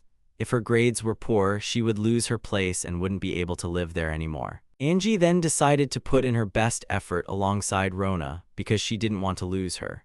Angie always treated Rona as an equal. But then, Rona wondered why things turned out the way they did, especially since Angie had said they would work together. She lied to her, used her, and abandoned her. Rona would never forgive her, and to get her revenge, she intended to kill Angie. Nine and Angie approached the door that led to the roof. The two of them burst onto the roof, spotting Rona. When Rona saw them, her pupils narrowed in anger. She immediately began charging an archdemon attack directly at them. Nine managed to shield Angie and move away with her. Rona was glad she had come all this way just to die here. Angie asked Rona to stop and listen to her. But Rona didn't hear her. She only grew angrier that Angie wasn't begging for mercy, as if she was being scornful. She wasn't playing games here, and she attacked both of them again. However, Angie never scorned Rona. She hadn't even thought about it. Rona yelled at her to shut up and demanded she take off that mask, claiming she could see right through her, but then she weakened slightly. She was running out of mana, which wasn't surprising since she had summoned so many demons. But mana exhaustion could kill her in the worst-case scenario, and this was also their chance. Judging by how Rona had been talking and acting recently, it was hard to believe she was simply deceived by Jin, and Nine speculated that she was under a strong suggestion spell. She attacked the demon with an explosive wave, but it didn't take any damage. Rona declared that magic wouldn't help them. She then attacked them by slamming the demon's hand into the ground, but 9 dodged again. Magic could suggest anything and also reveal anything. Angie needed to bring Rona back to her senses while she was still disoriented. 9 decided to distract her to deplete her mana, while Angie continued to appeal to her reason. A breathless Rona once again told them to shut up. 9 skillfully dodged the demon's beam again. Angie said she missed Rona, as they hadn't talked in a very long time. But Rona claimed she had seen everything, how Angie had been plotting behind her back. She then paused, thinking about when she mentioned seeing everything. She tried to recall when that was. Rona had been busy with her priestly duties, constantly in the prayer room, but she was certain she had seen it all. 9 told Angie to keep calling out to her. Then she asked Rona to remember everything, how they played in the yard and how they went to eat together. She reminded Rona of 9 making pancakes, how they bought holiday gifts together, and how they got matching crosses. Next, she asked Rona to recall how she was the happiest of all when the oracle chose Angie as a candidate for the saints. At that moment, something snapped in Rona's eye. As she clutched her face, the demon looked at her, recoiled, and threw her aside. Rona fell onto the tiles. 9 and Angie immediately rushed to her, and Rona saw Angie. She couldn't understand where she was or what she was doing there. Angie then hugged Rona, tears streaming down her face. But at that moment, the demon stood directly over them. The demon control spell had been broken. They had already squeezed their eyes shut, but then they looked up at the demon. Haru was standing above them, having protected them with a defensive spell. He had already killed every demon in the south. The others had also finished with their respective areas and were now rushing to join them. Ultimately, only this large archdemon remained. While Rona was still bewildered, 9 warned Haru. She told him that this demon had incredibly strong magic resistance, and none of their spells would harm it. He then reminded her that she had said the same thing about Sana, noting that the ancient dragon also had magic resistance, but it had been incinerated by his explosive wave. 9 hesitantly said there was no evidence of magical damage being dealt to the archdemon. However, magic resistance is just a matter of endurance. The archdemon then straightened up and waved a finger at Haru. Haru noticed the archdemon was offended, so he decided to go all out. He then began to cast a spell, and an aura started to swirl around him. Angie shielded Rona from this powerful aura. 9 was shocked that he had gathered such a charge so quickly, and the pressure was incredibly strong. This was Haru's full power. Having gathered his strength, Haru attacked the archdemon with an explosive wave. The beam shot directly at him. With a loud roar, the beam shot even further, and the people below covered their ears from the noise. The demon, having taken the hit, turned completely white, and Haru and the others watched him, awaiting a reaction. But the demon simply disintegrated and turned into ash. Haru was happy about his victory and asked if they were okay, but 9 was speechless that he had actually managed to win, and Rona asked Angie who he was. Jin couldn't believe it. Even 100 advanced magic charges couldn't defeat an archdemon, yet this guy killed it with one blow. He then turned around, already preparing to escape. But he fell to the ground, tackled by Sana and Alice, who had caught him. It was just as Haru had said. People like Jin love to observe the chaos they've caused from their hidden spot. Jin realized he was finished. He didn't care about the swordswoman, but he definitely couldn't stand against a dragon. With no other choice, he decided to surrender. He made this decision because, after what he had witnessed, resistance was futile. He had expected to see something more interesting. And just like that, the case of the false saint came to an end. Unfortunately, Rona remembers nothing from the time she was under the suggestion. When she was told what happened, she was shocked. The city as a whole survived, with many injured, but thankfully no one died. Everyone is happy with this outcome and is now focused on rebuilding the city. Haru came to visit Jin, who had been waiting for him to arrive. However, Haru himself wasn't particularly eager to see him. Just when he thought everything was over, Jin started something new. He asked why Jin wanted to tell him the whole truth. If he told the guild representatives, they would just cover everything up, Jin said. It seems someone at the top decided to conceal everything he was about to say. Haru already knew that Jin was a mercenary and didn't cause all this chaos willingly. He was simply hired to do a job. He was hired by the Lord of the Labyrinth City, Azrila Myriella Euliscourt. Haru asked why the Lord of another city would want this, but Jin had no idea what was going on in that noble's head. The priestess's suggestion, the forbidden spell of the visage, and the magic that summons demons are all part of Myriella's power. Jin was only used to place the suggestion on the priestess. He knew nothing about the reasons. Haru then asked if all of this was true, why did he agree to it? Jin then said that Haru was still green. For a dirty mercenary, there's only one criterion when choosing a job: how much money can be made. Everything else isn't as important. That's all he wanted to tell him. The rest he'd have to ask Mariella, he said. Since Jin had opened up to Haru, Haru wanted to ask one question. He asked how Haru had become so strong. Haru himself had no idea but could only guess. When he was on the road with his childhood friend, she pushed him like crazy, making him do strength training until his legs gave out and magic exercises until he passed out. Jin apologized for hitting a nerve but asked how his power hadn't changed him. Haru replied that he wouldn't use it for bad. Jin called him a fool. He explained that with great power comes great responsibility, and he had seen many people go astray. So he advised Haru to know himself and fight for those who were important to him. Then he waved his hand, ending the conversation, saying he didn't want to get depressed. As Haru left, he didn't notice the hint that Jin had been lying. Haru wondered why the lord of another city tried to destroy Orlando and kill Angie, and how Mariella knew about forbidden magic and summoning demons. Suddenly, he saw the girls waiting for him at the entrance. They anxiously asked if Jin had done anything to him. They had all been nearby, covering for him. They were all worried and asked if Jin had said anything strange. He remembered Jin's words about knowing himself and fighting for those important to him. Haru smiled and said that everything was fine. He added that he would tell them everything he heard, but only at dinner. 9 had made them a snack, and Angie suggested they all visit Rona. Haru still had a lot to figure out, like how to control this power if it had a limit, and how he even achieved such strength. After all, now he had people he wanted to protect. Rona was recovering and getting over the interrogations, so Angie hadn't had a chance to see her, but now they could have dinner together. It was good that everything ended this way. Suddenly, they noticed a commotion outside Rona's room. They heard her shouting that she was about to leave. She kept insisting that she was definitely not fit to be a priestess. And until they allowed her to leave, she wasn't going to budge from her room. The two of them approached the room, and Angie called out to Rona through the door. She mentioned that 9 had made pancakes, which were Rona's favorite.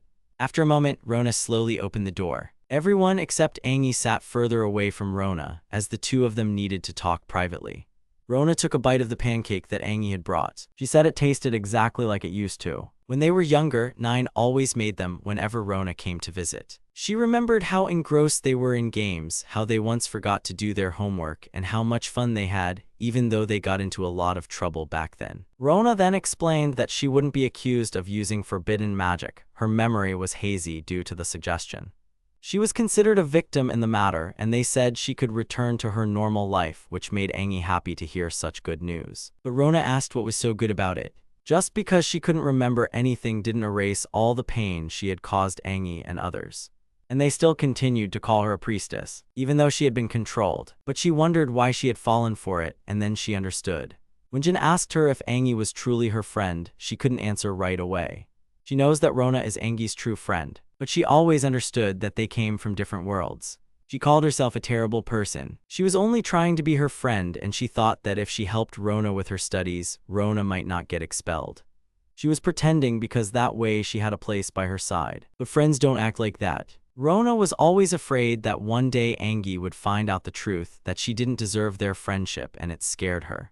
Suddenly, Angie grabbed her hands and said that she had finally gotten through to her on the roof. Even now, she openly talks about her feelings, and that makes her happy.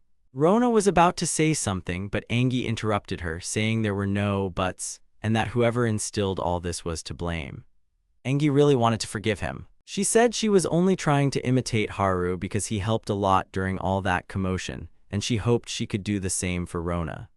Rona clarified, asking if Haru was the one with monstrous strength. Angie confirmed it and added that he helped her during her pilgrimage. Rona cautiously asked if he could really be trusted. Angie happily replied that she definitely trusted him because he was a very kind and reliable person. When she thinks of him, her heart feels warm. When she sees him, she gets excited and happy, and when she's with him, she's happy. Rona asked again if Angie always thought about him. Angie replied again, yes, and moreover, she admired him. When she becomes a true saint, she wants to make everyone happy, just like Haru made her happy. Then she asked Rona what was wrong with her. Rona replied that everything was fine, it's just that what Angie was feeling right now wasn't exactly admiration. Or maybe that's just how she is, those are her feelings, and she asked if Haru was dear to her. After a short pause, Angie said yes, he was dear to her.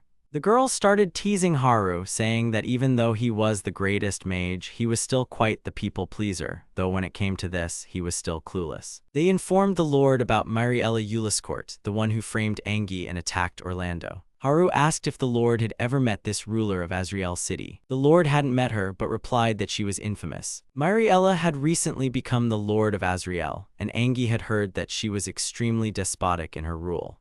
After she came to power, all trade routes with Orlando stopped, and truthfully, the Lord had no idea why she held a grudge against them. Azriel City was far away, about a week's carriage ride. Then Alice asked what Haru was planning. Haru decided to go to Azriel, because it was dangerous to remain in the dark, and they needed to find out the reason for the hostility. Alice then said they would need to prepare for the journey. Angie told Nine that they should also start getting ready, and Sana was also prepared to go. Haru then asked them to stop. He asked why they were getting so worked up. Hadn't they forgotten that Mariella caused all this nightmare? But Alice countered by asking why he wanted to go alone. He said that many people suffered because of his plan to lure Jin and Rona into the dungeon. That's why he no longer wanted to put others in danger. Suddenly, Alice grabbed his cheeks and started pulling them. He always blamed himself, so Alice decided to go with him, otherwise he would make himself the scapegoat again. Angie agreed with Alice. Haru himself said that the instigator was to blame for everything, and those words greatly calmed her down. The Lord suddenly declared that Angie had no need to leave. Angie then began to ask if she should just sit idly by and wait for Haru to return, as she had already completed one pilgrimage and was excellent at healing magic. She wanted to do everything in their power as a saint and the Lord's daughter. The Lord realized that Angie had matured so quickly and was now asserting herself. He then approached Haru and asked him to take care of Angie, but strictly as a companion. As they began to depart, Rona, the Lord, and the guards saw them off, and Rona wished Angie good luck on her journey. Angie thanked her. Rona would have gone with her, but Angie told her not to worry. Rona decided to return to her role as a priestess for Angie and the city of Orlando, as she had been given a second chance. This time, she wanted to be a true friend to her and told her that she loved her. Angie thanked Rona and reciprocated her feelings. After that, they began to ride away in the carriage, waving to each other. Rona prayed for the protection of Angie, Haru, and the others. Ultimately, Angie and Rona finally reconciled. Even though it was true, it was a terrible excuse, and she still couldn't believe Rona had acted that way. She didn't know why Mariella had orchestrated all of this, but she was sure they would understand when they met her. Alice then asked Haru what he was thinking about. He said he had a feeling he had forgotten something. After loud banging, the door finally broke open. It was Lidisha, who was furious at Haru for locking her in such a musty place. She insulted him and was about to make him pay. But first, she needed to eat, and only then would she punish him. Suddenly, she wondered if it was hunger or something else. Then a figure appeared before her. It was a woman who noticed her graceful figure and magnificent swordsmanship, and asked if she was Letitia Platinus, the hero known as the Slicing Princess. Letitia frowned and asked who she was. The woman apologized for her manners and for not introducing herself, stating her name was Mariella Uliscourt. The guards were changing posts. Everything in the dungeon was quiet and under control. Jin, who was sitting in the cell, saw a familiar figure behind the bars. It was a girl in a hooded cloak. She arrived much earlier than Jin expected, and he asked if she had managed to see everything. The dungeon door slowly creaked open. Jin called her a cunning rogue, saying it was no wonder people said such clients brought bad luck. Then he asked her if she shouldn't be on the run. She gave him the same advice in case he failed to complete the order. But the girl asked Jin not to compare her to himself. Then she waved her hand, and blood splattered everywhere. A guard heard a noise coming from the dungeon. He went downstairs, telling Jin to stop making noise. Suddenly, he realized that someone had killed him. A white-haired girl emerged from under the hood, and after dealing with one target, she set her sights on Haru Torita as her next victim. The carriage driver refused to take them any further, explaining that no one in their right mind would approach that city. He didn't know why they were going there, but he wished them luck and caution as they arrived at their destination. They had reached the labyrinth city Azriel. From its appearance, you wouldn't guess it was a labyrinth. Angie explained that it earned its name not from its appearance, but because a dungeon lay beneath the city. More precisely, the city was built over a dungeon, and its levels are said to become more intricate the deeper you descend, though adventurers have managed to conquer most of the upper tiers. The dungeon itself became so popular with adventurers that a decision was made to build a city above it, and the treasures found during its exploration became the foundation for the city's development. For a time, it was a thriving trade hub, but when she passed by it, she was also told to stay away. Even people in the nearest village had a far from favorable opinion of the city. Alice had heard that due to constant repression, shops were a complete ripoff and the guilds operated terribly. It seemed she had tried to attack Orlando purely out of greed. Perhaps that was the only reason, but her methods were pure madness. They still needed to gather more information about Muriel, but going straight to the guild would be too reckless, Alice said. Angie then suggested they simply walk through the streets and talk to the residents. Sana called for Haru to come along, but Haru had a very strange feeling. It was as if something bad was about to happen, or rather, a bad premonition. Muriel mentioned that there were people who wished her dead, and she was worried, asking if she could protect her. She was asking this of the great hero, who was sitting on the other side of the table. Lidisha refused to protect her. When asked why, she replied that she simply didn't have the time and told her to handle it herself. She had teleported Lidisha here with a spell, and if they were smart enough for advanced magic, then she could definitely manage without her. Muriel then noticed that Lidisha didn't like the treats and offered to bring something else. Lidisha declined, saying she had no appetite. Muriel then told Lidisha that she already understood that what she was feeling wasn't just hunger. Lidisha asked what she was getting at. Muriel said she would only answer if Lidisha helped her. Hearing her speak in riddles, Lidisha stood up, intending to leave. Muriel asked her not to rush and was about to mention the reward if she protected her, but Lidisha interrupted, again saying she didn't have time. Muriel then offered to tell her how to protect her precious childhood friend in return. That was her reward. Lidisha then slammed her palm on the table, and then she asked what Muriel had just said. Muriel asked her to refrain from insults. Lidisha was the youngest person in the world with the title of hero, and did she really think it wasn't strange that there was a level 7 wizard on her team? Lidisha replied that since it was her team, it was her rules, but the Lord then pointed out how important that mage was to her. She asked if Lidisha was afraid that his immense magical power would bring trouble upon him. Suddenly, the tip of a sword was right at her throat. Lidisha asked what else she knew. Muriel replied that she merely understood people and could figure out what they wanted, that was all. The locals watched the crowd, seeing that they were adventurers, and wondered what they were doing there. Haru noticed their stares, and Alice suggested they split up so as not to draw too much attention. They agreed to meet at sunset and started to split up. Sana immediately offered herself as an ally to Angie, so she could keep a close eye on her. Haru and Alice were surprised because they were sure Sana would want to go with Haru. That's when Haru realized Sana wanted the delicious treats that Nine made. Sana quickly denied it, asking if he really thought she'd trade her teacher for food. Then she grabbed Angie and Nine and ran off, leaving Haru and Alice alone. The three of them left quite quickly. Haru then suggested to Alice that they should go, since that was the situation. Alice hesitantly agreed. Nine was surprised by how perceptive Sana was, though it wasn't really that surprising. Lately, Alice hadn't been herself. Even before they arrived here, she wanted to tell the teacher something, but he didn't notice. And with another battle looming, it was better to face it with a clear conscience. She hoped they could talk while there was still time. The streets were completely empty, so Haru suggested they return to the main square. He asked Alice if she wanted to go. She was about to say something, but suddenly they heard some noise off to the side. It was a local guard demanding a toll to pass. When asked why, the guard didn't even answer, just kept demanding. The guard then asked the captain what to do, as the resident was causing a disturbance.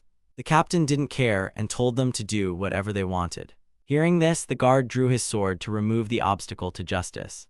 Haru then stepped in to defend the resident when the guard attacked him. He asked what they thought they were doing. The guards asked who he was, appearing out of nowhere. They wondered if he was an adventurer and ordered him not to meddle in their business, or if he was just very brave. The captain then drew his sword and attacked Haru with a triple scythe. Haru defended himself, which amused the captain, but he still asked if Haru was just going to keep defending with only a shield. Haru realized the captain was completely insane to immediately attack with a triple scythe. But there were too many eyes watching. The captain memorized his face and promised to have some fun next time. With those words, he turned and began to leave, telling the guards to do the same. After they left, Alice ran over, asking if he was okay. He was curious who that was, and the guy he defended was surprised he didn't know. That was Red Fang. They arrived at the Sunflower Inn. A little girl, Misha, ran to her father. They had a modest farm on the outskirts of Azriel, but they had to close down due to a lack of tourists. The man thanked him for saving them, but suggested he leave the city immediately. That's because the Red Fangs are the city guards, and they only answer to its lord. They run rampant and do whatever they please, from executions to imprisonment. It sounded terrible, but the most dangerous among them is Cinea's Samson, the captain in the red mask. You won't find a worse murderer than him. He constantly picks fights with adventurers who can actually put up a fight. And they have no idea how many he's already killed like that. It seems Haru walked right into his crosshairs. But they didn't come to Azrael for nothing. They have important business, Haru explained. The man then offered them a night's stay at his inn as thanks for saving him. However, Haru warned that there were more than just two of them and worried if there would be enough room for everyone. Misha then said it would be better not to refuse because the other inns were ripoffs. The two were surprised that, while she was right, she knew such words. Haru did well to find a place where they could all stay the night, but they hoped they wouldn't get into trouble for hiding them. After all, Cineas only had his eyes on Haru. But even so, this man and child could still be in danger. Clenching her fist, she then turned to Haru. She asked him what he would say if she offered to bring back the old Letitia. Haru asked what she meant. At that moment, a white-haired girl stood above them, watching. When Letitia asked why Haru wanted to abandon her, Alice found her behavior strange, but at the time, she overlooked it. Everyone changes, especially over 10 years. Something must have happened to change her. But if she took such radical measures to protect Haru, then she had gone too far, even become deranged. Haru asked Alice what she meant. He asked what she meant by bringing back the old Letitia. Alice reminded him about what happened to Rona. A spell had been cast on her that distorted the truth. She suggested that if Letitia was under the same kind of influence as Rona. She wanted to believe it, but she wasn't entirely sure. She still couldn't believe that Letitia had changed so much. But for Haru, who only knew her as a partner and hadn't known the old Letitia, she wondered how he would handle it. Haru then said they needed to break the spell on her. However, no matter how hard he tried to reach her, nothing worked, and if he remembered correctly, Letitia had changed about 5 years ago, so perhaps Miriella had gotten to her back then. But he didn't recall anything like that, and he wondered if there were other ways to brainwash someone. Alice asked if he really believed her. He replied that of course he did, because since they first met, she had never lied. At that, tears welled up in Alice's eyes. Seeing this, Haru asked why she was crying, but Alice said it was nothing. Suddenly, someone collapsed near them. They approached and asked if she was okay, but she only mumbled something about food, and then her stomach rumbled. At that moment, Sana, Angie, and Nine arrived and asked who was with them. A while later, the girl was already devouring a huge amount of food at the table. She ate enough for an entire army. Haru introduced himself to her and asked for her name and if she had any companions. Her name is Sylpha Crowblast and she doesn't have any friends. She's been on her own for a long time. She thanked them for the food. She needed to think alone, otherwise she wouldn't be able to decide anything, and asked them not to disturb her. She went to the backyard. Alice noted that she was quite strange and looked like an adventurer. But if she were an adventurer, she probably wouldn't have said she was a loner, though perhaps Haru was just overthinking things. Haru Torita is her next target after Dancelap Jean. However, she had never seen anyone with such magic before. If she didn't kill him in one blow, she would be the one facing death. She planned to do it when he was alone, which is why she had been following the carriage all the way from Orlando. But someone is always lingering around Haru Torita. And now she's in Azrael, where the Lord expects results from her, plus she hadn't eaten in so long that she fainted right in front of them, revealing her face, which was a pretty big screw-up. She wondered what the Lord would say. According to Sylpha, Haru poses a serious threat. But for now, it's more important to get rid of the traitor, and she ordered them to make sure Jean never spoke again. And Mariella allowed her to kill him in any way Sylpha pleased. She was confident it wouldn't be difficult for her and asked her not to disappoint her. If Sylpha messed up, the Lord would hate her, and she absolutely had to finish the job.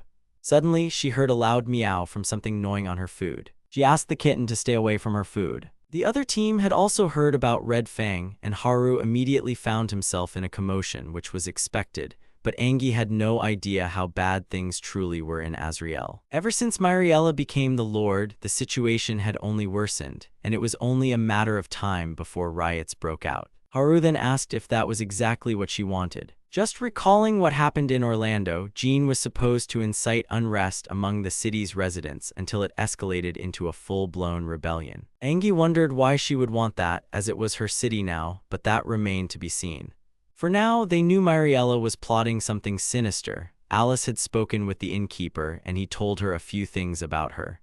The innkeeper himself wasn't entirely sure what the truth was. But Lady Myriella was a distant relative of the previous lord, though she was far from first in line for the throne. One day, out of the blue, their lord died, and then one by one, others in the line also passed away. Illnesses and accidents befell everyone until Myriella became the lord. Immediately, the tariffs increased and continued to do so to this day. They decided to appeal to the new lord, but they were refused. They were told, "Who demands an audience empty-handed?" literally extorting their last remaining possessions.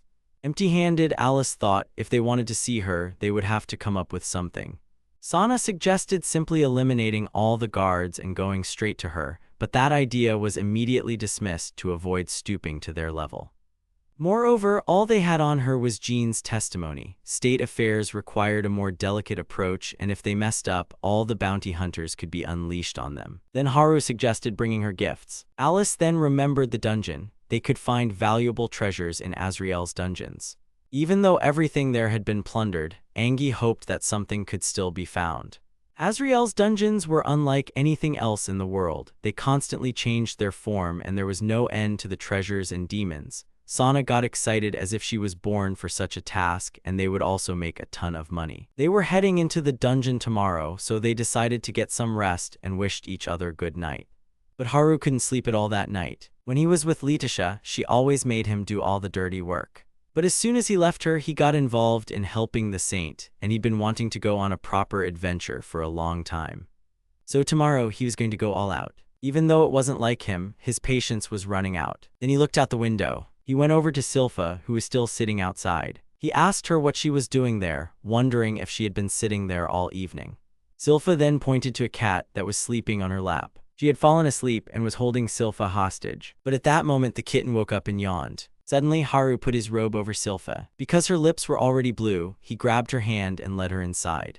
He gave her something in a glass to drink. It was warm milk he found in the kitchen, and it would warm her up. Silpha asked why he was giving her milk. Haru said it was because it would help her not catch a cold. Silpha didn't quite understand. If she got sick, it would be entirely her fault, and he had no reason to worry about her. That was her take on the situation, and Haru had brought her here for some reason too. She asked why he was helping a stranger and what he stood to gain from it. To Haru, she just seemed like a decent person, and that was it. She had even sat still and shivered while the cat slept. He didn't want such a kind girl to catch a cold. He chuckled a bit then, realizing why monsters expected nothing from him. He decided to leave, saying he'd go to sleep after finishing his milk and that she could return the cloak tomorrow. He asked her to just call him Haru and wish Silpha a good night. He left and Silpha just sat there silently. Then she realized it had been a pretty good chance to kill him, and she had missed it. They never change, they're still the same envious, greedy, and foolish creatures, which is why they constantly turn to them. She then began to think about what she could do with her new toy. Myriella appeared out of nowhere, noting an interesting method: kidnapping children and raising them as assassins from a young age, only to sell them later. Humans have quite refined tastes. Silpha didn't know what had happened to them, but she realized she was useless again and unwanted by anyone. Her entire life had been dedicated to serving the clan. When her parents abandoned her, she lost her purpose, but she had an innate talent as an assassin, and as an assassin, her life finally found meaning. But now she was back to where she started. Myriella asked if the girl was searching for meaning, and she offered to give her that meaning. To become her weapon and crush anyone and everyone who dared to stand in her way. They arrived at the entrance to the dungeon. It looked more like some kind of guild, which was quite strange. Haru then asked why Silpha was tagging along. She replied that she was also going after the treasure. She also wanted to repay them for the food, saying her skills might be useful in the dungeon, or maybe not. Ultimately, Haru asked if she wanted to help them, and she nodded. She couldn't kill him now, but failing her mission wasn't an option either. One of Haru's friends was always by his side. But yesterday, when she was alone with him, she realized something. If she pretended to be his friend, she could arrange a one-on-one confrontation. Then, a bearded man asked them why they were just standing there, or if they had changed their minds about entering the dungeon. Haru asked who he was. He was the guardian of the entrance to the labyrinth dungeon. He told them nothing good awaited them there and advised them to go home, explaining that even if they returned with treasures, the current ruler wouldn't give them any reward. But they hadn't come for a reward, and hearing this, the guardian asked why they had come then. Haru replied that they wanted to meet the ruler and decided it would be best to come with a gift, and the treasure would serve that purpose. Alice then asked if the guardian might be the ruler's subordinate, but the guardian just burst out laughing. He noted their bravery and invited them inside, intending to explain everything along the way. Haru then asked Alice if she saw it. When they arrived, they froze in amazement. Before them was a magic circle, which served as the entrance to the dungeon. This made sense because no one wants demons coming out of there, and with the magic circle, they control who comes in and out. Next, those who delve into the dungeon need one specific item. It was the bell he had given to Haru. This wasn't just any bell, it was magical. If they infused it with magic, they would be able to return as long as they didn't wait until the last minute. And since Haru was the leader of the entire group, the guard asked him for a signature, just in case. It was a standard contract in case rescuers needed to be dispatched, quite official. After all, this was the city's main source of income. The previous lords guarded it like the apple of their eye. They wouldn't have let things go unchecked. They were true lords, or at least they used to be. He asked what they planned to retrieve if it wasn't a secret, but they didn't even know that themselves yet. He just had one particular demon in mind. Her name was the Snow Queen. No one who had encountered her had managed to defeat her, as she was a demon born deep within the dungeon. Perhaps something valuable would drop from her, and since she was a snow demon, her weakness was likely fire. Then the guard grabbed the lever, asking if they were ready. He wished them good luck and activated the magic circle. They began to move, and his hand started to evaporate right before his eyes. They teleported, and before them appeared the entrance to the dungeon. Sana had never seen anything like it, and neither had the others. Haru thought it would be more spacious here, and fighting would be difficult. Then he asked if he really couldn't shoot fire. His magic in an enclosed space wouldn't just fry the monsters, but them as well. While they were here, Alice forbade him from using fire magic and blast wave. He was about to come up with something, but monsters were already right behind him. It seemed they wouldn't even have time to think. Since that was the case, Haru immediately started creating a fire sword. He killed the slime in an instant. He was ready, and Nine wasn't even surprised anymore after what happened in Orlando. She told Haru to be a little more confident, even though modesty was his signature style. However, he shouldn't underestimate others when searching for treasures in dungeons, as doubts could cost him his life. Seeing the monsters, Nine asked Angie to step back, but Angie refused, wanting to handle everything herself. She used her shield, protecting Nine. Then Silpha flew in and kicked a goblin in the head. Haru was surprised and praised Angie. She still remembered the flames from when they first met, feeling that Haru was leagues above her. Haru told her not to talk nonsense, as they were all counting on her. Angie's head felt like it was on fire from that. Then Haru asked Nine what was wrong with her. She was fidgeting because her lady had protected her, realizing how much she had grown. Haru realized it was better not to bother Nine, and then praised Silpha. He asked her where she learned such cool moves. She just turned around and said it was a state secret. He didn't quite understand Sylph, but she could fight, so he just suggested they move on. No one objected, and they continued forward. Suddenly, Sana stepped on a tile that slid downwards. A trap exploded right under her feet. Angie approached, ready to heal Sana. Alice then mentioned that the dungeon was crawling with traps like a minefield. Sana asked why she hadn't said anything earlier. It's just that these things are common knowledge, everyone knows about them, like how dungeon traps are automatically created, or that there are universal skills for all classes, and finally, that an adventurer's card needs to be regularly updated to keep track of their level. Haru then asked if she was talking about him. That's exactly right, although after seeing how extraordinary Haru was, it made her rethink what normal even meant.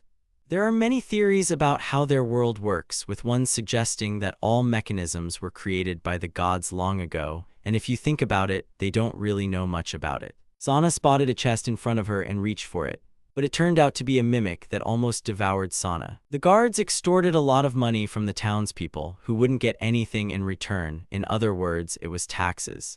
And the best part was that they could keep as much as they could. Mariella is the best, they said. But Captain Cineas didn't care about all that money. The guards didn't understand him, even though it meant more for them. It was a dream life. They could live it up as long as the powerful stood behind them. But there was a rumor that Cineas himself had been chosen by Mariella. One of the guards brought Cineas a report about the adventurer Haru, who was staying at the Sunflower Inn, and they already knew he was in the dungeon. The guard suggested tearing down the inn to set an example for others, but there was no point since the guy was somewhere else. So the captain made them go on patrol themselves. One of the guards asked who would go alone. When they looked at each other, they quickly ran after the captain, who was free. It was quiet on this level, so the team decided to set up camp. Sana was a bit singed and felt a slight burning sensation. Alice said these were the consequences of thoughtless actions. Angie said that if it weren't for Sana's recklessness, they wouldn't have gotten there so quickly, but she asked her to be more careful. Then she started healing Sana with her magic. 9 suggested they grab a bite to eat. After that, Sana felt completely revived and was ready to walk into a minefield again. Suddenly, someone loudly meowed behind them. It was Silpha's cat. Haru asked why she brought a cat with her, and she said it just tagged along. 9 said they shouldn't feed cats table food, but that didn't help Haru at all. Angie liked the little cat and asked if it was Silpha's, but Silpha replied that it wasn't. It just randomly approached her and now wouldn't leave her side. Angie then asked what its name was, as she liked Silpha. Silpha was a bit confused and asked what she was talking about, so Angie clarified that she meant the cat. Since it doesn't have a name, why doesn't Silpha give it one? Angie suggested. Then she started thinking of a name, and she chose the name Belyashik simply because it was white. Just as Sana thought Silpha was pretty decent, it turned out she was a cat person. They considered drowning her but were asked not to. Haru asked Alice if bringing a cat into the dungeon wasn't a bad idea, and she told him to relax. They were currently on the 10th floor, having spent about 3 hours to get there, and it would be a shame to turn back just because of Belyash. Haru then asked Silpha if she could protect him in battle. Haru would also help her, but she would be the primary protector because Belyash had attached himself specifically to her. Belyash meowed loudly, looking at Silpha. Silpha clarified if protecting meant fighting to ensure Belyash wouldn't get hurt, and Haru confirmed that was exactly right. Silpha understood everything and promised to try her best. Haru mentioned they had a bell just in case, so he told her to rely on them and try to make it to the end. Inside the dungeon, they fought monsters, fell into traps, and saw various drawings. They set up camp after a long walk. They had already reached the 23rd floor, but there was still no sign of the Snow Queen. They started to wonder if they had accidentally squashed her on the way there. Silpha received a message from the Overlord, so she told them to go on ahead and she would catch up. She excused herself, saying she had urgent matters to attend to. Once alone, she took out a sphere and asked what was wrong.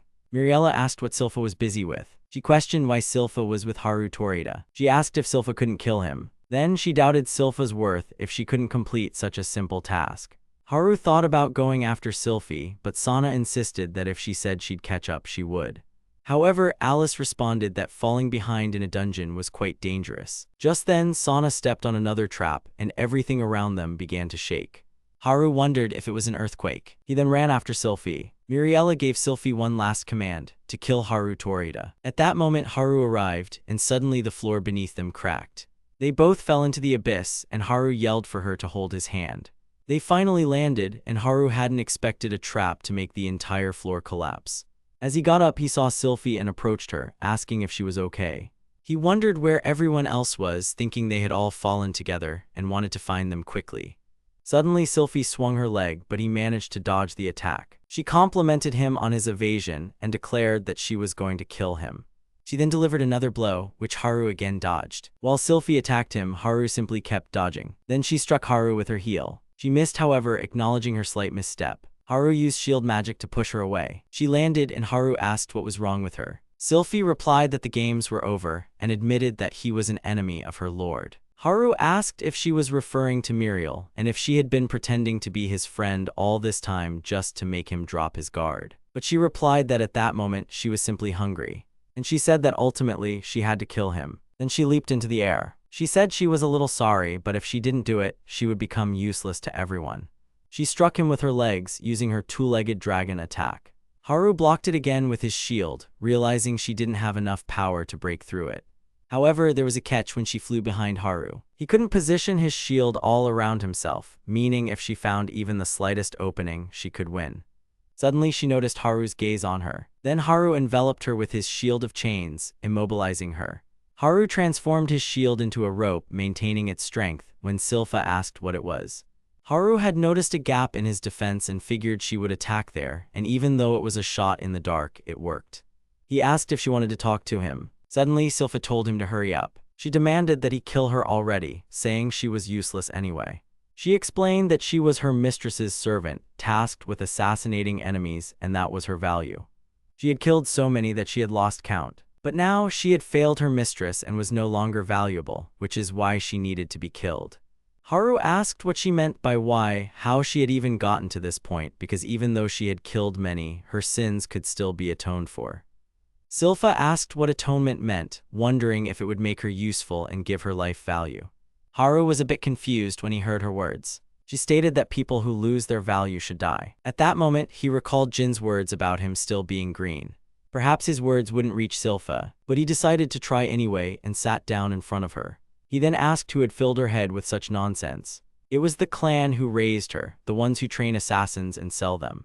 Ultimately, killing was her purpose in life. She never considered if she liked it or found it repulsive. Haru then asked why she hadn't tried to kill him. She replied that she had tried, but Haru told her not to lie. When they fought monsters, she always killed them with a single blow, giving them no chance. But with Haru, she intentionally attacked in a way that allowed him to dodge. If she had seriously wanted to finish him off, she would have done it long ago. He asked her to consider why she had acted that way. Why, after receiving an order from the Lord, she couldn't carry it out.